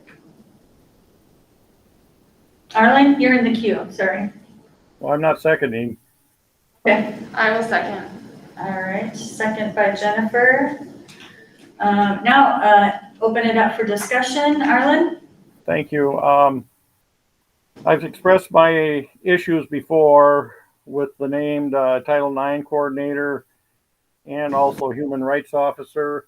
I think the person's a great person. I think it's great as a human resource person for employment. That's one thing, but I have not seen any qualifications or had them given to me where that person should be dealing in student issues. And so for that reason, I've been opposed to these policies all along. I don't want to vote against these policies because they are important to be done. And I tried to figure out what it is I can do here and still support the board. and I thought I studied parliamentary procedure. I thought I heard somewhere where somebody votes present when a vote comes up, but I could not find anything on it. However, in researching it, you can abstain from a vote anytime you so choose. And so I cannot vote in favor of this because of my concerns on the named person, but I am not going to block it either by voting no. So I will be abstaining on the vote. And then just to make sure everyone is aware of this, if there is an abstention, then it is counted as a positive vote. So I just want to make that clear. Now in the minutes, we'll indicate so many people voted yes, so many people voted no, and Arlen abstained. But if there was, let's say, Like if it was a tie or something? a tie, like if it was 2-2 or something, and then there's an abstention, then typically that is counted as a yes. I don't think that's going to be relevant here. It's not going to be an issue, but I'm not quite sure on that part. I guess I maybe messed up on that, not having an answer on that exactly, but I will be abstaining. All right, so the motion was made by Anna, seconded by Jennifer to approve the policies for the 21-22 school years as presented. We'll take a roll call vote, this time starting with Ms. Buck. Aye. Mr. Derricks. Abstain. Ms. Ostendorf. Aye. Ms. Tift. Aye. Chair votes aye. So that's 4-0 with one abstaining. Or 3-0 plus 3. 1 abstaining. Oh, no. No, No, 4-0, you're right. Sorry, my math is wrong. My apologies. The math guru. Yeah. All right, thank you. Next item, the 21-22 Restrictive Procedures Plan. Marsha Walker, our special education director, is here to give a real brief presentation about the yearly restrictive procedures manual. Superintendent, chair, and board members. So I'm here to ask for review and approval of the 21-22 Restrictive Procedure Plan, which is in your board packet. And she'll take any questions that you may have about it, if any. Is there any changes, major changes that have been made since the last school year? There have been no changes to the plan other than the staff that would be represented on the oversight committee. There'd be changes there. I have a question. Most of it makes sense to me. I'm just wondering, so there's the following employee job classifications are authorized and certified to use restrictive procedures. And there's other licensed educational professional and highly qualified education paraprofessional. And I'm just wondering, like, are those official titles, or like, how are those designations? Like, how is it determined that a paraprofessional would be a highly qualified versus a new paraprofessional? You know what I mean? How do you make those distinctions? For our special education paraprofessionals, they're highly qualified because there are requirements to either receive a cut score on the parapro test or have 60 credits or more beyond a high school diploma. Did that answer your question? Yes. All right, any other questions? All right, then I believe I'm looking for a motion to approve. I will make the motion to approve the restrictive procedures plan as presented. Do I have a second? Well, second. Motion made by Jennifer, seconded by Anna. Any other discussion? All right, we'll start a roll call vote, starting with Mr. Derricks. Aye. Ms. Ostendorf? Aye. Ms. Tift? Aye. Ms. Buck? Aye. Chair votes aye. That passes 5-0. Thank you. Thank you. Jefferson School. So last spring or early summer, we did conduct a public hearing to consider whether we should close Jefferson School. And in the end, the school board did close Jefferson School. So the question is, what should we do with the building in the future? And I think it's time to start talking about it. I'm not saying we should make a quick decision because there are so many things in flux. For example, the federal government is talking about 4 and 5-year-old programming. That could influence our decision. There are a lot of public and private partnerships that could be formed on what to do with the building. We just keep it in case there is a resurgence in COVID rates. But the thinking, after talking with Pam and Jim, is that we would like to conduct a public hearing. And I don't have the date right in front of me. The 26th, 27th, excuse me, Monday the 27th at 6 o'clock. That's our workshop time. Yep, in September. Is that right? Yes. Yeah. And so we would like to conduct a public hearing to hear feedback from the community as far as what we should do with Jefferson School. So would that be instead of the workshop or before, after? How is that working? It would probably be, I guess I'd need to confer with Pam and Jim on that. My, one concern, we don't want to keep putting off these workshop topics because we, keep deliberating different topics. So my suggestion would be to have the workshop first and then the meeting. Might be different though because of the public hearing. Yeah, I just don't know. So we would need to talk about that and then we would, suggest that for that evening.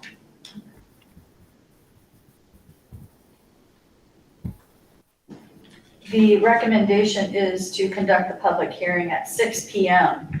in the room on that evening, Monday, September 27th. Would anyone like to? Did we have a plan for what the workshop topic was going to be that day? Yes, hold on just a second. I'm just thinking if I came from the public, I would not want to sit through a workshop before waiting for the hearing, but also on the flip side, like if the hearing's going to take a long time and then we don't get to our topic, that's also not good, so. Right. Well, and then another option would be to schedule a different night altogether, either for the workshop or the public hearing. We threw out this date because it's already on our calendar. Sure. We could set a different time if you wanted the public hearing at 5 o'clock, workshop at 6, so if we choose a different date, That way we have a beginning and an ending. Yeah, maybe if we set a time, like an end time, that way, and if enough people come and there's enough interest, like, we could always schedule an additional one, but at least we would know that we can still get the workshop in. I like that idea. Yeah, right now, the plan for the September workshop is to discuss curriculum and staff development with an equity lens. So two pretty, well, they're all important topics, but those are, will take a little more time than some of the other topics. Arlen's in the queue, and Lisa also added that there is a finance committee meeting that day at 4:45. So doing earlier is probably not going to work for those folks. Thank you for that, Lisa. Arlen, you're in the queue. Thank you. This was brought up in our operations committee meeting. What to do with Jefferson? Are we going to sell it or what should we do? And I suggested that we get input from the public before we do anything. So there's, as Carson said, I don't know if we should push to move it as fast as we can. Certainly every dollar, every month costs us more money if we're going to sell it. But at the same time, we don't need to make a rush decision. We should make an educated decision that has input from the public. I don't want to see what's happened before where, they're just doing it. Well, let's give the public a chance to hear and express their views before we go any further. I'm a little scared about the idea of it being a public hearing because that maybe will get a little bit too formal. If we call it, if it's as a true public hearing with the board, we sit on one side or whatever, or on our computers on the screen, and the public takes turns speaking, giving their name and address and everything else. And maybe that's a good time to do this, pass the mic around and stuff and get input. I don't know. I'm looking for other ideas, but I want the public to give input without being intimidated or being an intimidating setting. I'll put it that way. I don't think we're going to intimidate anybody, but I want the public to speak. That's what I'm looking for, but I don't know what everybody else is thinking of. So I'm a little hesitant to call it asking for a public hearing, but it would accomplish everything that we probably have. People have something to say about it, but it'd just be nice to have a good discussion, maybe, or something. That's what I'm looking for. I agree with Arlen. It'd be good to provide a space so that we can hear from community members on their ideas on what to do with the school, because if you look on social media, people are talking about it. They have suggestions, but it would be nice to provide that safe, open space. And public hearing does sound very formal. I don't know if it's just the way we talk about it, if we could still call it a public hearing, but then make sure we advertise it in a way that people know that it's, that we're open to hearing and discussing. Yeah, I'm not married to the public hearing. I think that the biggest issue is giving people time to come forward and speak freely. One option is to, with the workshop that day, but just have Jefferson School as one of the items, and then specifically note that we will have a dialogue with people in attendance. So I think that would match what Jennifer and Arlen are suggesting, where it's more of an informal dialogue, and it could just be the first item on the agenda for the workshop. Could we have something specific though, instead of public hearing, like, I think we're gonna need something to be able to put it out there to our community that lets them know that they're welcome. We're specifically looking for their feedback, and we invite, not a public hearing, but what else can we call it? Feedback session. An open forum, or open feedback session, or feedback on Jefferson School. Arlen, what do you think? Another thought that just came to my mind is, would it be possible to hold that discussion in that building? No, seriously. And when I said I don't like public hearing, I guess what came to me that I don't like is, we're here, we don't comment back on people when they make their comments. It'd be nice to just get it to be a discussion. This is our building. Invite the community there to talk about it and understand where the district is at and the give and take. And maybe, I don't think we want to try to cram that into that workshop night at all. But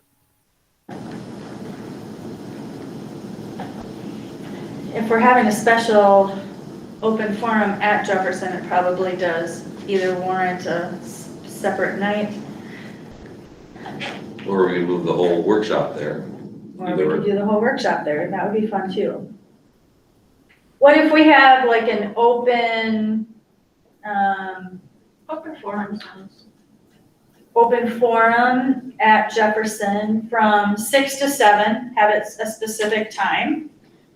And then we'll do our workshop there from 7 to 9. I know that gets to be a late night, but an extra hour on one night saves us a whole other night that we have to commit to.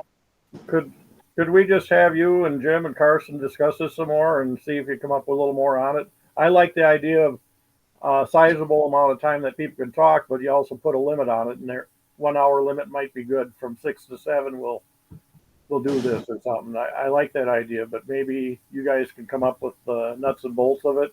I believe this was recommended for September 25th or something, so there'd be plenty of time to present that back to the board at September 7th. Yeah, our next agenda meeting would be the 31st.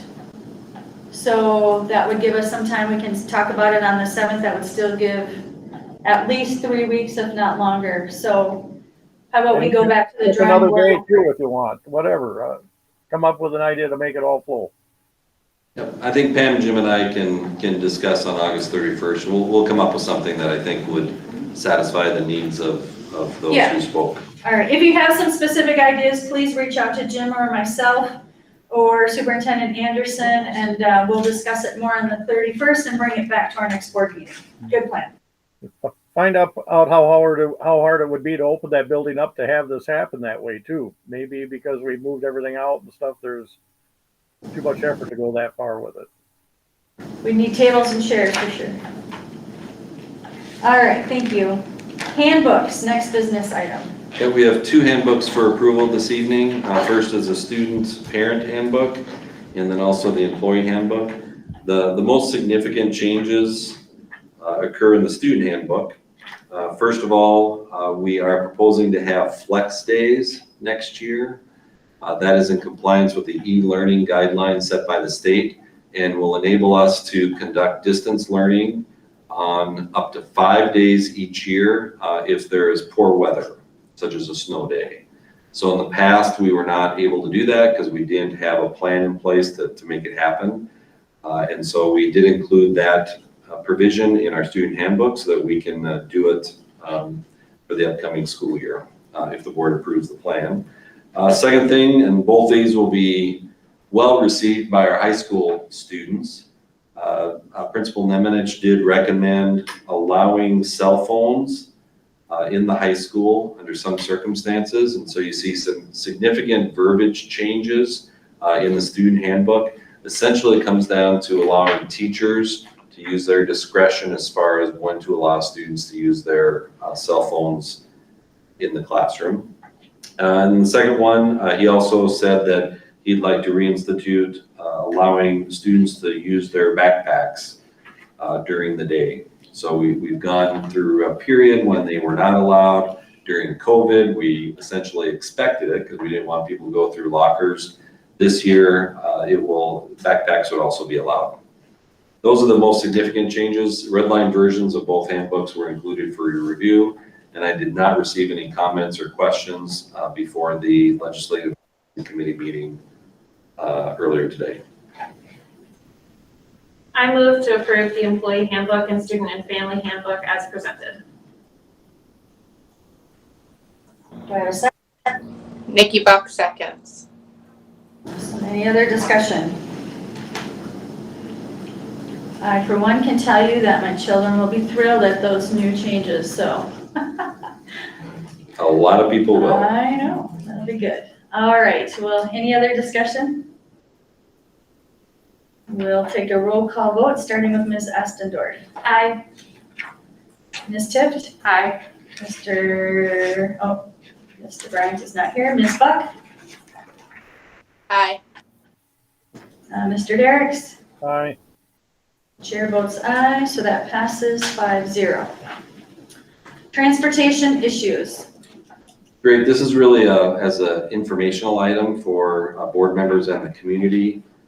Because of the significant changes in how we're handling transportation for this year compared to 2 years ago and even last year, just wanted to bring up these 4 issues. First of all, for a period of time, we were deliberating what to do as far as Callville programming times. That has since been resolved, and so Brittany will be reporting that information out to parents who are interested in attending. It essentially required us to double up on some of the buses midday.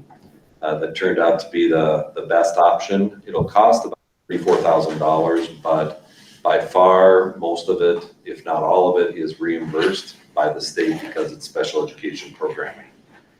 So I just want to let you know that the outcome of that tough issue. Second, there were a lot of questions about River Bluff education starting in inning times. We're going to follow we will provide the transportation necessary to provide or to enable River Bluff to start and end at the same time as what we did this past year. So that's been resolved. And that to make that happen, we will continue to have 2 buses picking up the kids going to River Bluff. So it's not a change from last year. The third bullet is just a note out to board members, letting them know that we are once again going to implement the 1 address rule. This is not a popular thing among parents, especially divorced parents and people who might send their kids to after-school programming in one of our community partners. But in order to make our transportation system work, it's really important for parents to tell us 1 address instead of, sometimes 3 different addresses. And so they might be going one place on Tuesdays and then a different place after school on Thursdays and Fridays every third week, those kinds of things. I'm kind of exaggerating, but those were a lot of the issues that we've had to do in the past. So we are doing our best to implement that. It's really essential because of the school attendance zones. If there are two parents, one is living in the Burnside zone, another is living in Sunnyside, we're not able to transport, those kids across the school attendance zones because of where they may live during certain times. And so it impacts our families, especially for divorced parents. But it's typically what happens when you have school attendance zones. So I know that our team has been working with parents with questions and explaining, what address to choose for that pickup and drop off. And then finally, and I thought this was, also the one address rule, daycares. I was very concerned about, the transportation for people in daycares because, once again, if a daycare is in a different attendance zone than where a family lives, we follow where the family lives in terms of school attendance. Well, that can be a real pain for families who have a daycare in a different school attendance zone. Thankfully, though, I learned, or I should say, I was reminded by our transportation department that we did that the best we could this past year. That's when we had school attendance zones for the first time in a long time. And so they've already implemented that to a significant degree. There may be some families who are not aware of it, who are going to experience some difficulties, and I know transportation is going to work with them on a one-on-one basis, just like we do with other requests. But I want to let you know that that's one disconcerting issue that I'm sure will be surfacing over the next few weeks. And then finally, Arlen brought up questions about the 1 mile no bus zone for grades K through 6 and a 2 mile no bus zone for grades 7 through 12. I think the question had to do with what would it take in order to lower the walking zone for kids in 7th and 8th grade. Sarah is shoulder deep working with her team on bus routing for our school and other schools. And so she won't have a full analysis of those costs until probably October is the plan. But the calculations aren't that hard. If you have about 200 kids in 7th grade, another 200 in 8th grade, you have 400 kids. There's a certain portion that live within the walking zone or outside of 2 miles, so they get transportation anyway. If I had to provide a guess as far as cost, it would probably be a couple of buses to make that work. So the cost might be $160,000, $70,000 per year. Again, that's Karsten making assumptions that really, I think we need to wait until October to see what the true cost might be. And then we would be able to see if a change could be made. I will say that maybe a better option, if we really wanted to lower the walking zones for 7th and 8th graders, would be to wait until the school year starts and then see if there is any room on our high school buses. And then we can discuss whether or not we could accommodate the other junior high kids. Now, I say that with some trepidation because this past year, I was also talking about lowering the walking zones for high school kids, thinking that we could do it, and then in the end, it just didn't pan out. So I say that, that would be a dream come true if we could lower the walking zones for some or all high school kids, but I can't guarantee that would happen even after the school year starts. So I just wanted to inform board members as far as what some of those expectations or issues might be. Arlen, you're in the queue. Thank you. Yeah, with the 7th and 8th grade now included at the high school, adding 7th grade, I have concerns with the 2 mile walking zone and crossing Highway 58.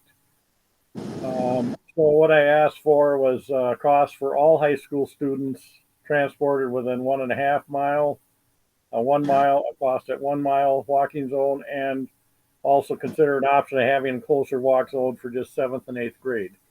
And yeah, I don't know the cost. I think Carson's on a couple buses probably for 7th and 8th. You have to determine how many fit in that, but there are some advantages by adding a couple buses. Each bus that leaves the high school that has to go west of town takes 10 students or something, all of a sudden that bus route shorten up maybe the bus route on those farther out, because some of those kids are last minute pickups and first ones out on the way to go into another route. So it would take some routing to really maximize that type of thing. But we're in the education business, and we need students in our school, and we need to find ways that people want to come to our school and make it convenient if we can. I've always had an issue, and we don't have it right now, with charging students to park in the parking lot. We get paid revenue for a number of kids that are in our school. So why are we charging people to not take the bus and drive their car to school? That was one of the things on that. On this situation here, you can walk there. You can cross with stop and go lights, cross 58. You might have some that would cross over by K-Wing without a stop and go light. I don't know what's over on the opposite side of the highway from there, but there certainly is housing over there. And I'm just real concerned about students walking across Highway 58, especially 7th and 8th graders. Yes, they're accomplished, they're okay, but I think we need to figure out how to get that walking zone down a little bit if we can. And I don't know if we can. So I'm looking forward to those numbers. I wish I would have asked this question a couple months ago, so it could possibly be incorporated in to figure out routing for this year. But there's a lot of variables this year. How many students are going to do online learning? That's something we don't know. If that number goes up a whole bunch, then that might decrease the number of kids on the bus. On the other end, there's so many things there. So I'm looking forward to those numbers. I hope the rest of you will consider the idea that we maybe ought to try to decrease that walking zone for at least some of our high schoolers, if not all of them. And thank you. We'll look forward to getting things as soon as we can. Thank you, Arlen. Anna's in the queue. Has a safe routes to school analysis been done for the high school at all? We've done some analysis for different grants, Safe Route to Schools grants. Yeah. But since I've been here, I believe they've all been focused on elementary buildings. I don't recall a high school one. I might be wrong, but as far as I know, that's where we've been at. Because I think that would be really good to have, especially since 58 is not signed or, doesn't have a speed limit associated for it to be a school zone. And one parent was talking to me about their kids walk to the high school, that the pedestrian light is not long enough for them to make it all the way across the highway, that they have to stop in the middle. And then there's traffic going by 50 miles an hour, 55, that there needs to be, if we're gonna have a 2-mile walking zone, we need to make sure that that's safe for kids. And I realize not all of that is in the district purview, some of it is a state highway issue, but possibly if we can pursue the safe routes to school. I know that they do a lot of helpful analysis things to identify key issues that make things not safe. The city has been very aggressive as far as working on plans like that, and it's really benefited the school district because they're the experts with that. Right. And we've teamed up with them on numerous occasions, thanks to Kevin elementary. Johnson. So what I'll do is I'll reach out to probably Kate Coleman and just see who we should contact to see if that could be explored. Well, and I thought when they worked on that intersection a couple of years ago, I thought they actually did the lights better to accommodate our walkers. So I think, we definitely need to check that out, because that's not okay to stop in the middle for anybody. Right. there should be some extra signage too, I would think, around that intersection that you're approaching a school zone. I mean, how far is a school zone that, Right. I don't know, but yeah. I'll run safety. it by the city to see what their status is. Yeah, thank you. Arlen? Yeah, I was just gonna say, in addition to the city, I think the thing would be asking, that's a county road and a state highway that intersect, that have to be in the city limits. I would think that the state of Minnesota, DOT or whatever, would run a study on the timing of it. Maybe we're just hearing it, but check and see if there is adequate time across there, and if there isn't, make adjustments. Usually on a road intersection, the highest up organization takes responsibility for the traffic control. So in my opinion, and I might be wrong, it would be the state that would deal with it. And in the end, it'd be a request from the county and everybody, but in the end, the state is the jurisdiction that maintains the lights, I think. Good to know. Anything else? You'll follow up on that? Mhm. Okay. Anything else? That looks like the next item is upcoming meetings and future topics then. Next, what date is it? I'm on the wrong month, but the 23rd is when we have our workshop, and now we've added a special meeting that evening as well. The 31st is the next agenda meeting, and then Tuesday, please note the date change, Tuesday, the day after Labor Day, is our first day of school, so we're all looking forward to that. And 6 p.m. is our board meeting that night here in this building. That will also signify a change from the option of having a virtual hybrid meeting to all in person. And we've had to switch and push that first date back due to some